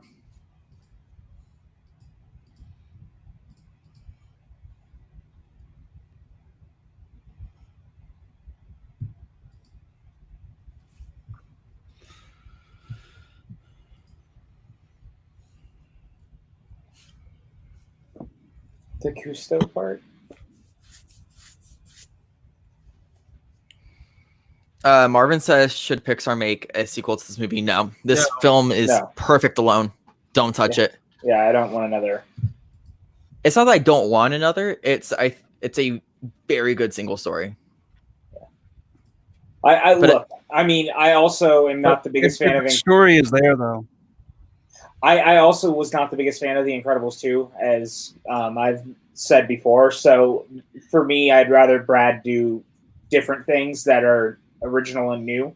We'll talk about that next week. That's gonna be an interesting conversation. I like The Incredibles 2. I love the original so much. I don't dislike it. I'm not saying it's like a terrible movie. I'm just saying. If there's stories to tell that are good, then make a sequel, because that's how we got Toy Story 2 and 3. Yeah, exactly. And 4. Toy Story 2 and 3. And 4. I'm not going to get into that discussion. But yeah. I am not one of those people who thinks Pixar sequels are bad or shouldn't do sequels. I agree with that. At the as same long as it's time, a good story to tell. I think there are certain films that are complete as they are, and Ratatouille is one of those. Yes. I think that's it for me more than anything. I think it's just Wall-E and Up are also ones that I would not advocate for a sequel to. But things like Incredibles and Toy Story and Cars just naturally lend themselves to more sequels because they're more. And Monsters Inc. I really like Monsters U. They have a bigger story, whereas Up, Ratatouille, and Wall-E are more intimate stories. I think Coco as well is another one that's more intimate. Yeah. And there's no need for a sequel. But the Toy Stories, and I've been unclear before that I love Toy Story 4, 3, 2, and the first one, all of them, despite what others on this panel who are currently blurry may think. And look, I mean, my bigger thing, and this is a personal thing, is I like all of Pixar's movies, so it's really splitting hairs in the end, which ones I like less or more than others. But I just kind of wish Incredibles 2 had aged. That was my thing. I wish it had aged. I think it came out too late. But we'll talk about that next week, so don't worry. No, we'll talk about that next week. I have a lot of thoughts on that specifically. They came out too late. Monsters Inc. could have had a sequel too. I mean, it's fair to say it came out too late, but it made $1.2 billion. Yeah, so that's what I was going to say. I was like, it made $1.2 billion. It came out at just the right time to make $1.2 billion. Yes, yes. It's not one of those sequels look, I loved Terminator Dark Fate, as I have made very, very clear. But there was just no coming back for that franchise at that point. That was too late to get to that movie. Well, I think Incredibles is a unique case where the demand was so pent up for another one, it did well. Another recent example of that would be Bad Boys for Life. Exactly. People really kept wanting one, and even though it was so late after the first or second entry, the demand, it was like a bottle filled with gas that finally exploded when everyone had the opportunity to go see it. Can we remind everyone watching real quick that Bad Boys for Life is currently the highest grossing film of the year in 2020? And I'm willing to bet will remain as such for the whole year. Yes. As at the COVID rate we're going right now. The youth critic said about Finding Dory. I think that's a really cute story. I like Finding Dory. I think by focusing it on another character, but there are elements of it that feel redundant to the first one. Agreed. I really like that. I love Hank as a character. Hank is fantastic. I really resonated with Hank.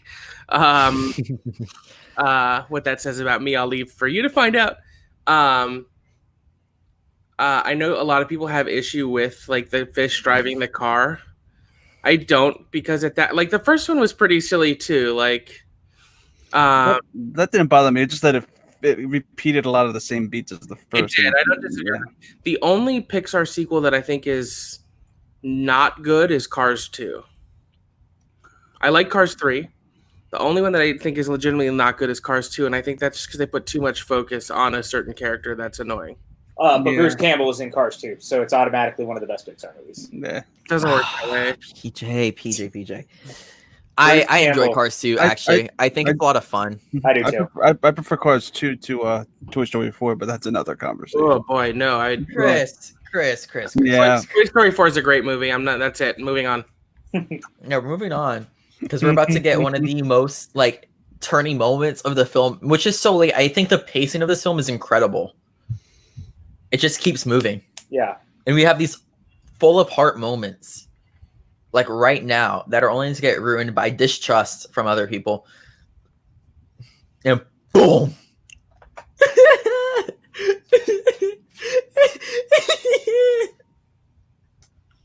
It's so good. Lots of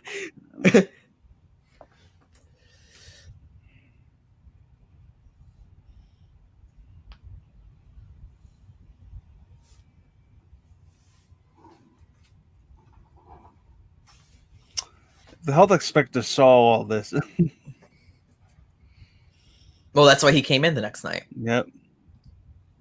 This film does a really good job of covering its butt with all what could possibly be story holes, but they're not. Plot holes, as people call them. Not wrong. And I think that's a lot of just Brad Bird directing the shit out of the script. Cinematography right there is great. It's the smaller stuff like that that really pulls on the heartstrings.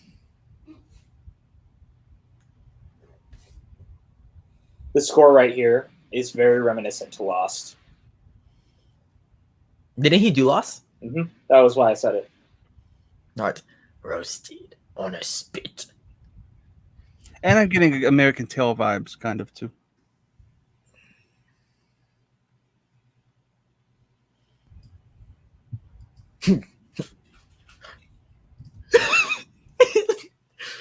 Colette's so right, and fucking Linguini just isn't ready.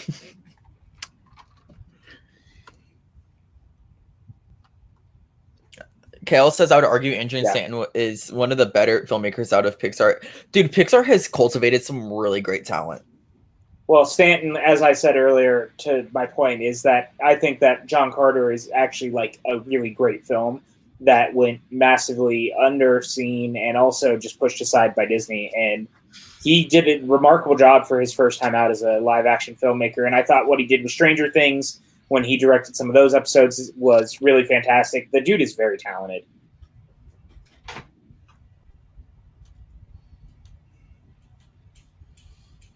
Oh, no.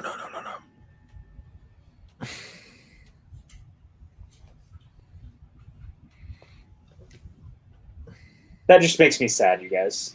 He deserves better.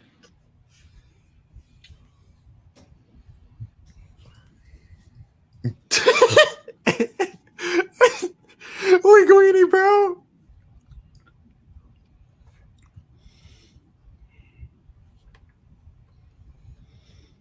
Let's cook.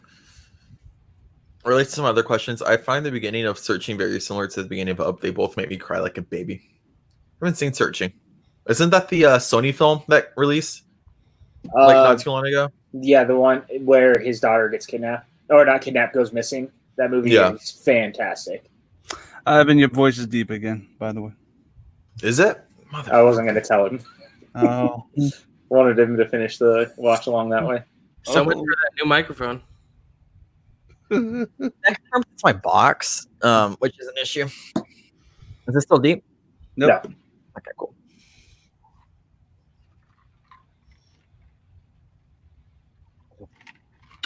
Bro, this critic is such a dick. He's such a dick. A little perspective. He asked for wine with his perspective.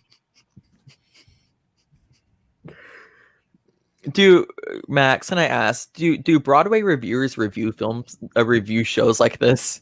Can I get a little perspective? Some probably do, yes.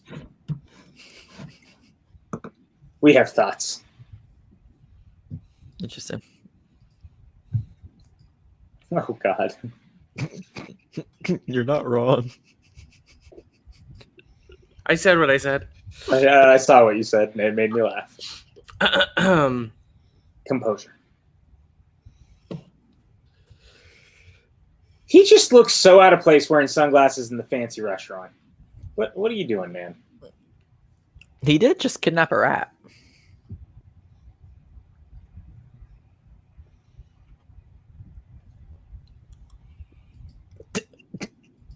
No. I see what you're saying, Kale. You think that they forgot how to market movies. No, that is not it at all. It was that they had Star Wars and had no reason for John Carter to do well.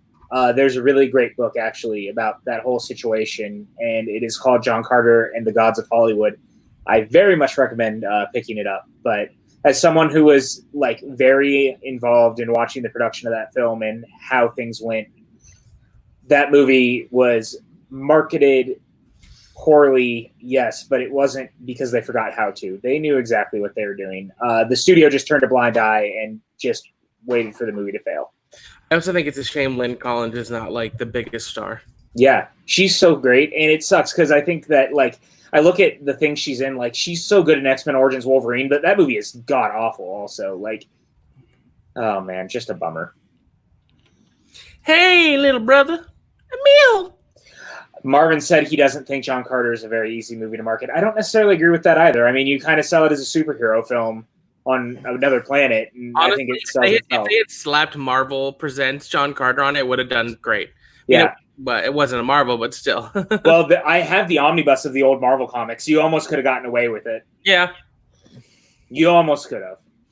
I think John Carter's real good. The score is great. Taylor Kitsch is great. The effects are great. It's well paced and well directed. It's thrilling.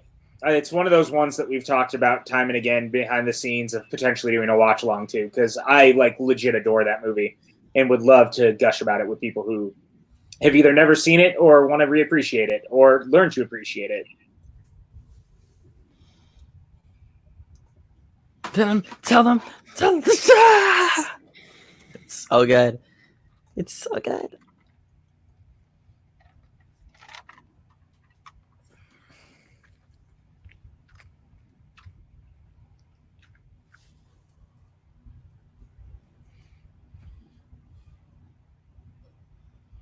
Kale, they were already in negotiations with George Lucas. That was a big part of it.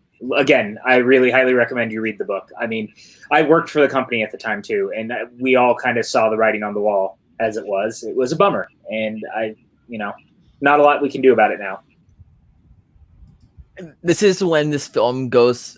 Okay, I think everything's great from it, but I think for most people, this is where this film goes from really good to spectacular. Because these last 15 minutes are probably some of the best in film history.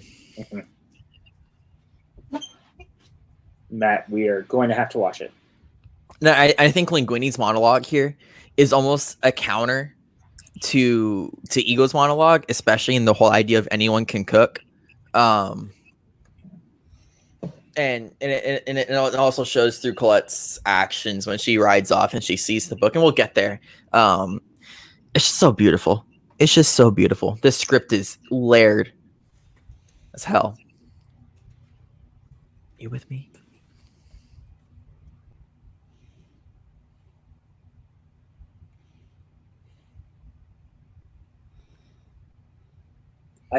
He looks so sad and so disappointed.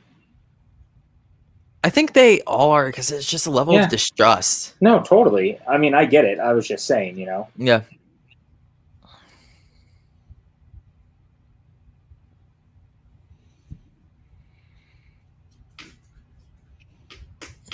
Is John Carter on Disney Plus?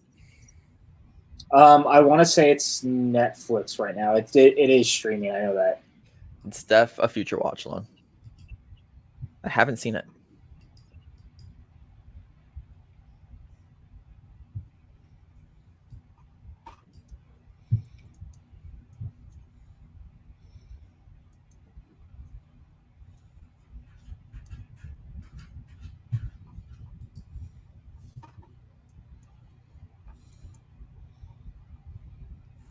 Just this moment of solemn and sorrow, because built up moments of distrust come this direction, and so fucking just saddening. You think everything's over,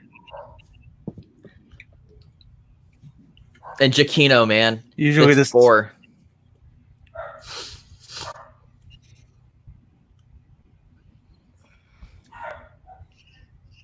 I like that shot. Usually this fallout happens in the middle of a movie.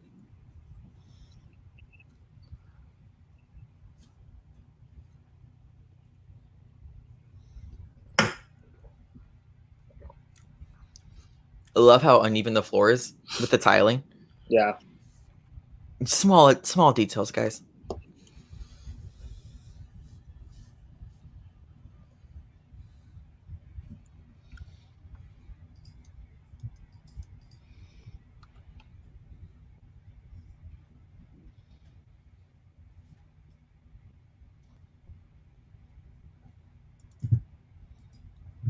This is Brian Dennehy's best moment in the film. Let's go to work. Well, I think this whole sequence is just great in general because it really brings everything full circle. You know what I mean? Like,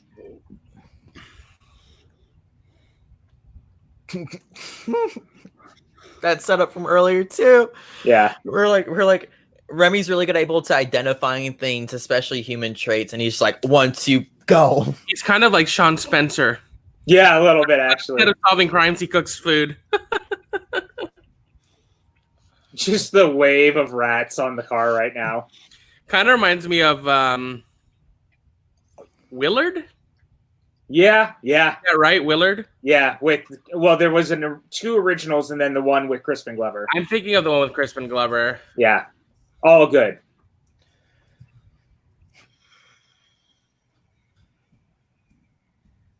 It's so good, man.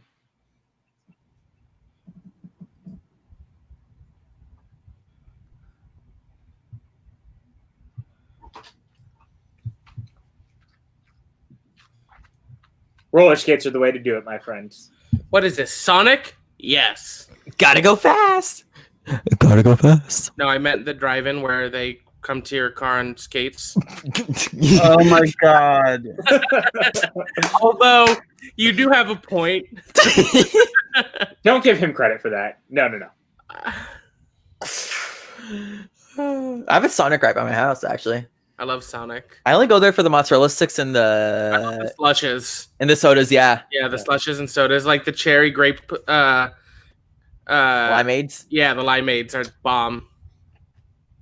Is there haven't such a thing as previs on Pixar films? What does that mean? Yeah, Oh, of yes, course. definitely. But ultimately, animation is just previs to an extent.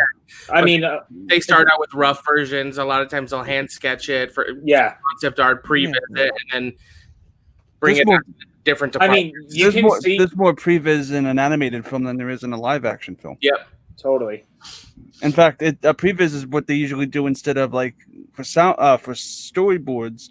If it's a very complicated shot, there's not a lot of things that you can do on a storyboard. With previs, you can actually tell where they want to put the camera and stuff. So previs, especially for animation, is important because the entire film is filmed with a digital camera. And I mean, like, if you watch some of the deleted scenes and things like that they have on some of the Blu-rays and whatnot, they definitely still leave some of the previs concept art and stuff there, but with the voiceovers. The gas rat just closed. And then he's just like, Matt Whitehurst says, Brian Dennehy has appeared on 9 episodes of The Blacklist, which is a good show. It is a good show. James Spader is great on that show. That's a show I need to watch. I've heard nothing but good things about it. Really entertaining. Yeah, I really need to watch it still, too. My parents are obsessed with it. Bro, this is where fucking Remy goes ham. It's apparently going tomato sauce, actually. Very good, Chris. But what's so funny about this is it's prepared like an appetizer. It's not even prepared like a fucking meal. That's French cuisine. Is it? Yeah. Portions, usually tasting portions, but they believe in flavor and ingredients. American portions are so extreme. So unlike any other country. This shot, though, you guys. Yeah, this is incredible.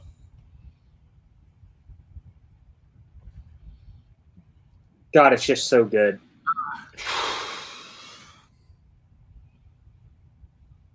It's just the emotion behind it that makes it work so well.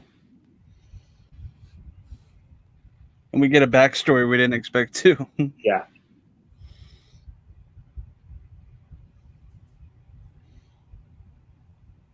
The little sound effect there is so great. Yeah. He kind of looks like Evan there a little bit. What the hell? So I have more questions than anything after that. Yeah. I love how he wants to resist it tasting good. He's like, you can't. Yeah. I demand to know. That's funny.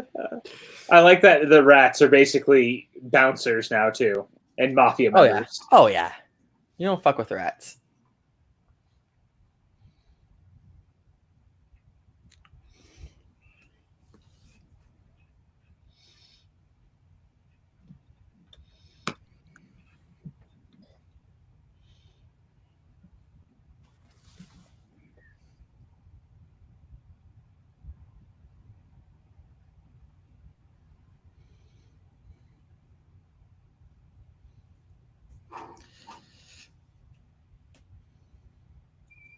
Bruh, keep Colette in charge.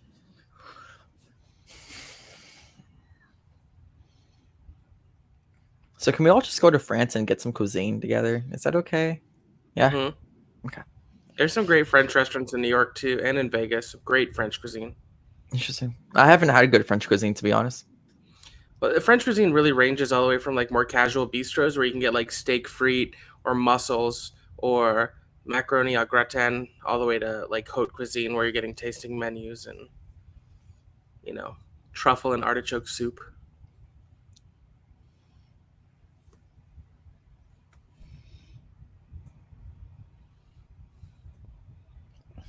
I love how excited Remy is. You can see it just in his posture and how they present him. This His is body really language. remarkable filmmaking right here. It really is. The whole last act of this movie is masterful. Well, Brad Bird is just a really fantastic filmmaker, no matter how you cut it, man. Like that's the thing I've always liked about him. I just think he's so good at what he does. I'd like to see him do an MCU movie. I would too. I'd like to see him do a Star Wars movie too, since he was courted at one point to do Episode 7. Just in general, I just think he's very talented. I still want to see him do his Earthquake film about San Francisco. This monologue has been the top 10 monologues in film. I was trying to listen to it, but you talked, so. That's why we have subtitles, Max. Well, that was a soliloquy. So now you're the rude one. Beetlejuice. I'm glad you got that.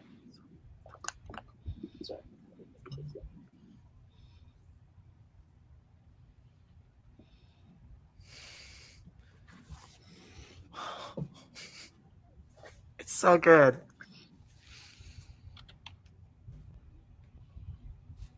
To my core. It's so good, dude. It really is, though.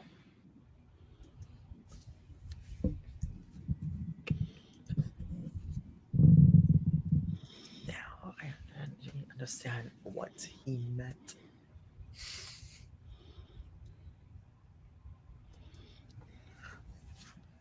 God, it's just so good. Them all worrying about the review, it really is palpable, you know? Like, you can really feel how they're feeling. They're proud in the moment of what they did, but also knowing, you know. Remy wasn't worried, though. No, but watching her laying in bed being so sleepless is just... Also, as a note, if you ever go on the Disney Dream or the Fantasy, they have a fine dining restaurant called Remy. Let's just sit front. Oh, right. Remy, which is an extra charge, and it's fine French cuisine, and it's really quite good, especially for cruise ship food. Yeah.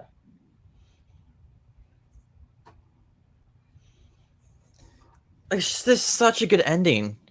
The way how it wraps up like this. This ending is very reminiscent to the ending of Chef. Yes, absolutely. You mean Chef's ending is very reminiscent to the ending of Ratatouille? Yeah, sure. Ah, I love this panning shot, too. his hat. I know. A little hat.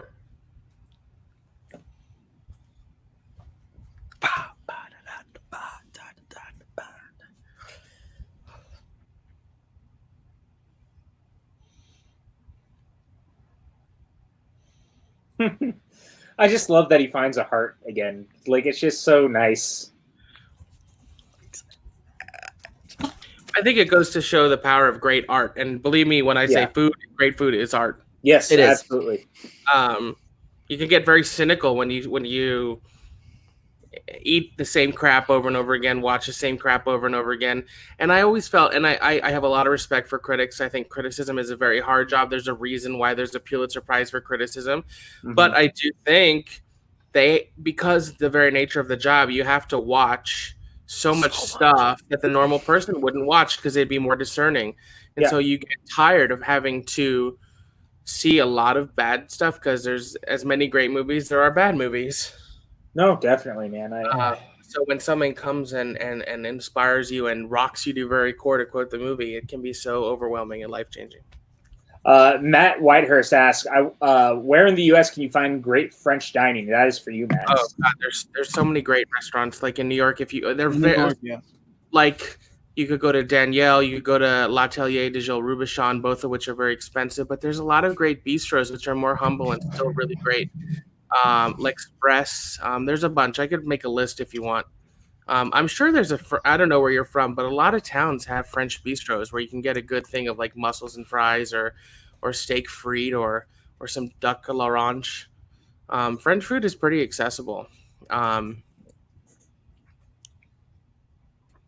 So that kind of wraps things up. Y'all know how I feel about this movie. It's just, maybe you should talk about it real quick. Yeah, look, I think it's beautiful. It does what it needs to do so well, and it does that and more. Like I said, and we talked about with the Oscar nominations, music, the sound mixing and editing. I think it's really overlooked in general whenever people talk about like great Pixar films, because technically this film is beautiful, both visually and audio, and on an audio level. The score, dude, Giacchino came to bat. He said, okay, you want me to make something French? I got you. And we got this beautiful score from it. And then on top of that, just I think the character and the voice acting from Patton Oswalt, period, is on another level. And I think Bird used what he learned from the first Incredibles, especially with working from Pixar, and he took it to another level. And I think I would love to see, and we talk about Brad Bird and his scripts, I would love to see Brad Bird take another script and direct it. I like him using other people's scripts because I think it forces him to think more creatively, which is a good thing. And I love his scripts too. Don't get me wrong. Like, I love The Incredibles. I love the Iron Giant. I love Incredibles 2 for that matter. But I'd love to see him take on someone else's script because I think it puts him in a different position. Look, it's my favorite movie of all time, and you all saw me gush about it for the last hour and 45 minutes. Chris, you've now seen it again. You didn't say much, so I hope you don't have anything disappointing to say. Well, I mean, I just let you guys go. I mean, I love the movie's great. It's fun. I wouldn't consider it my favorite Pixar movie of all time. It's definitely high tier. It's enjoyable. It feels good, and it's beautiful. It's a beautiful piece. Patton Oswalt is fantastic. The story is great, and it's just a fun, beautiful little film. And personally speaking, I wouldn't say it's one of the greatest films ever made, but I will say that I love your love for it, Evan, and I'm glad that I got to watch it again. So it was fun. There was nothing I really could add to what you guys were saying. You guys were all really digging it, so I liked it. Hey, Chris, real quick, did you see what I put in the private chat also? Yeah, I put it in the overlays. Okay, cool. I just wanted to make sure. Thank you. Yeah. What you got? I just want to point out what Tim Franco said. Yes, the French Laundry, which I think is in Yountville, California. Chef Thomas Keller is one of the great chefs in America. That is an excellent French restaurant. Also very, very expensive hot cuisine. But, for my opinion, if you're going to splurge on like one meal a year, one meal in your life, find a great French restaurant with a tasting menu and just go for it. You'll be really surprised and impressed, I think.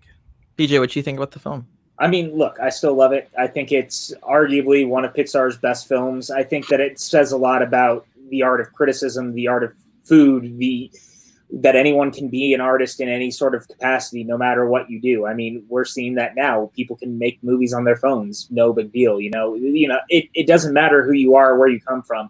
That doesn't make you a better or worse artist. And I think that this movie does that very brilliantly. And it's something, again, that I think Chef does really brilliantly as well. And I think that Brad Bird had some thoughts on how he was feeling about criticism and people being elitist about art. And this is about trying to show people that elitism doesn't really have a place in art in the end. Like, I think that's a very important message, especially now when you see how people react to things like Star Wars or the MCU or the DC movies or anything really. The Last of Us Part 2, like, elitism really doesn't have a place in art. And we need to remember that, anything and anyone can be an artist. And it's just because you don't like it doesn't mean someone else won't.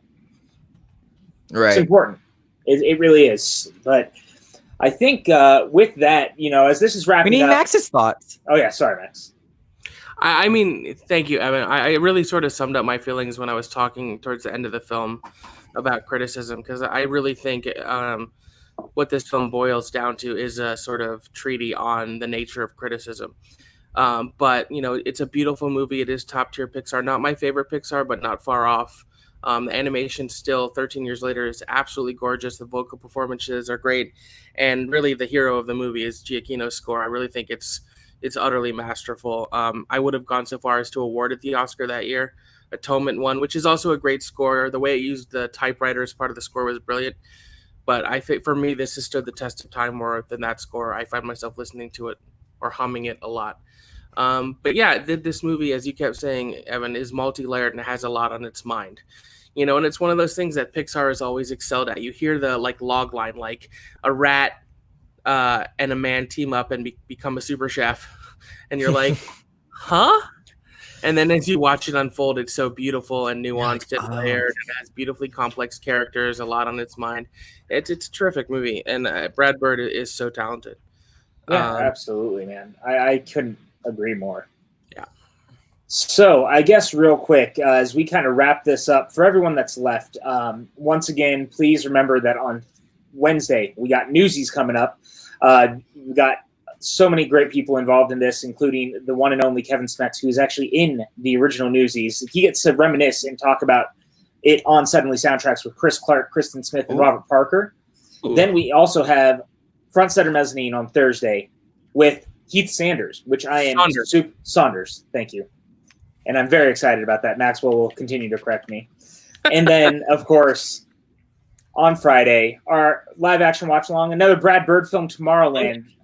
Very excited about revisiting this one. It's going to be very. I think it's a lot of fun. It is.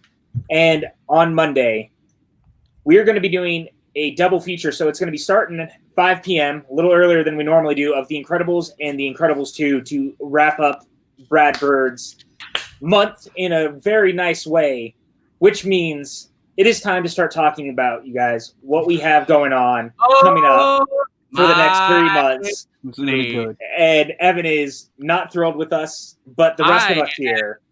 Elated. I am elated as well. And I am so excited now to finally announce what's coming up. Part of it you guys kind of know, because we had talked about doing it in June. Of course, things kind of happened and we had put stuff on pause. But we are going to be doing our monster movie month. We're going to be starting with Cloverfield, movie monsters. We're going to be doing Cloverfield. Then we are going to be doing The Host. By Bong Joon-ho.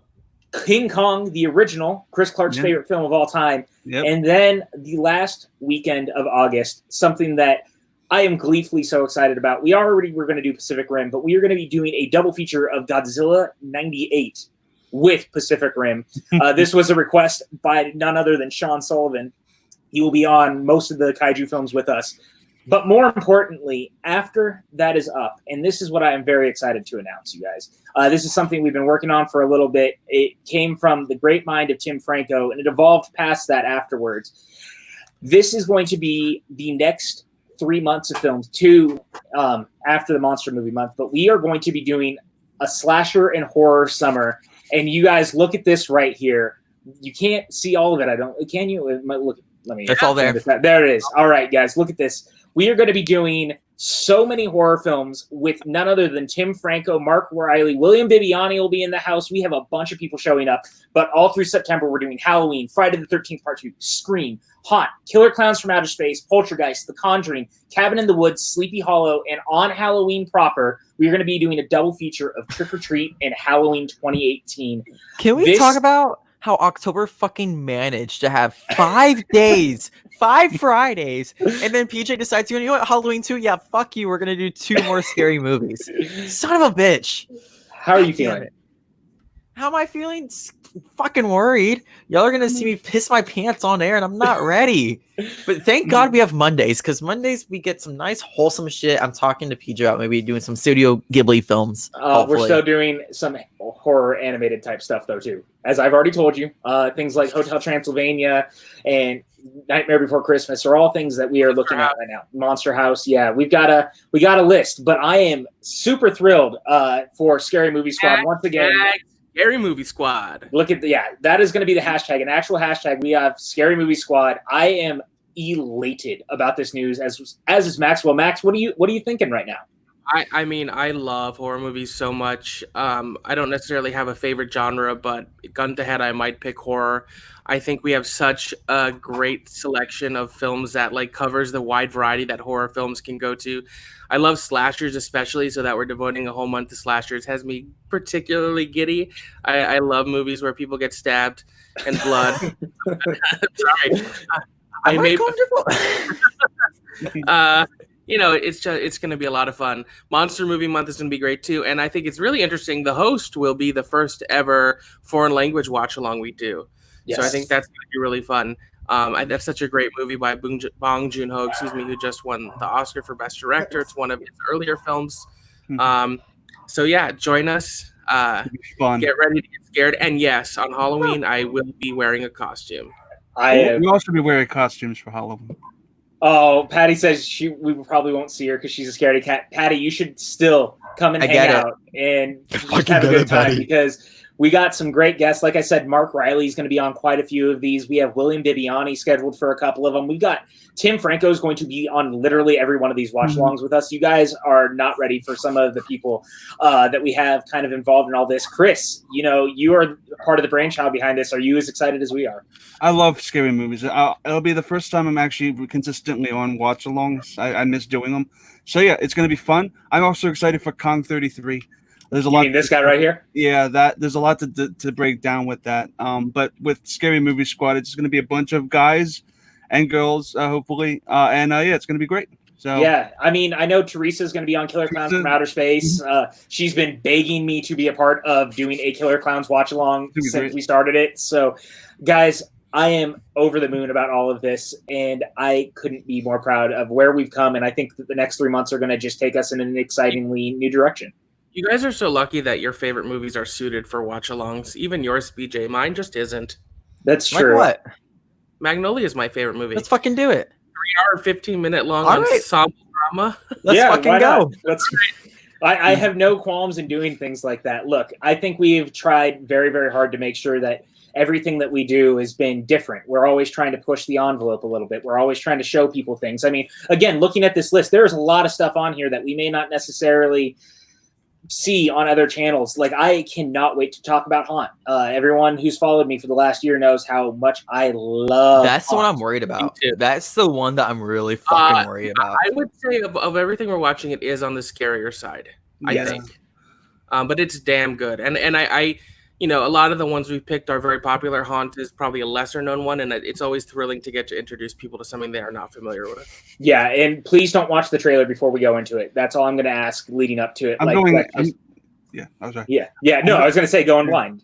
I'm going in blind for like half of the list, so it's going to be fun. And the other thing I'll say is if you haven't seen the first Friday the 13th, I would recommend watching it before we do the watch along for part 2.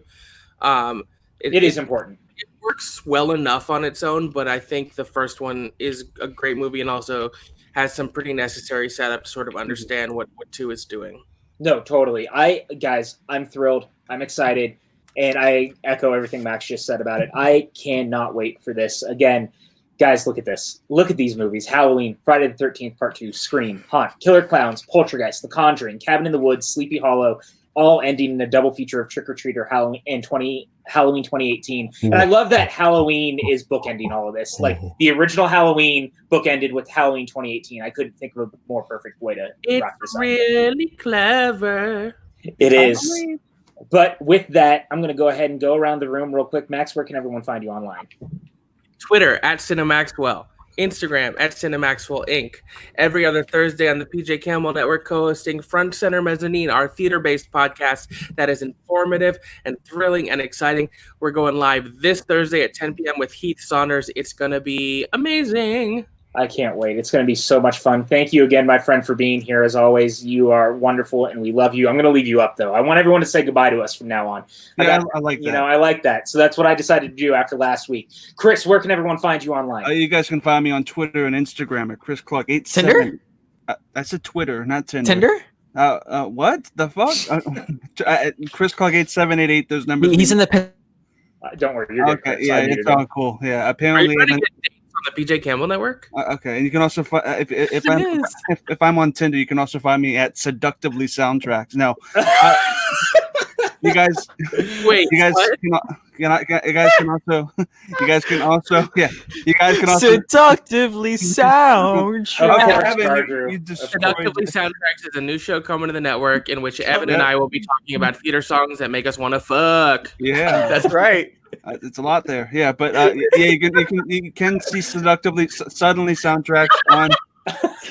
You can see Suddenly soundtrack on Wednesday. Make sure to check it out. It's a great episode with Kevin Smets, Kristen Smith, and Robert Parker. Bada bing, bada boom. And Evan, now that you've totally derailed everything, where can everyone find you online? Lord, show me how to say no to the sigh. Follow me on Twitter at Evan DeGraff Live, and you can find me on Famous Last Words on a Tuesday. Hopefully a comeback swirl. One more thing I'll tease is PJ and I might be working on something that relates with a little bit of balls, but kind of balls you'll have to find out. God, soon. Evan, the way that you talk. Okay. And you can find me on Twitter and Instagram at PJ_Campbell, which you can see right here. You can find me over writing for the Movie Trivia Schmodown, where I am the head writer who does lots of great questions with a really great team of people. And with that, we're going into the singles tournament. They are playing musical boxes. I love all of you. We will see y'all next time. God. Lord. One, two, one, two, three. So long, farewell to you, my friend. Goodbye for now, until we meet again. I said so long, farewell to you, my friend. Goodbye for now, until we meet again. Oh, it's been great to play and sing together in the box, and now it's time to say goodbye. Oh, so long, farewell to you, my friend. Goodbye, oh, for now, until we meet again. Goodbye, for now, until we meet again.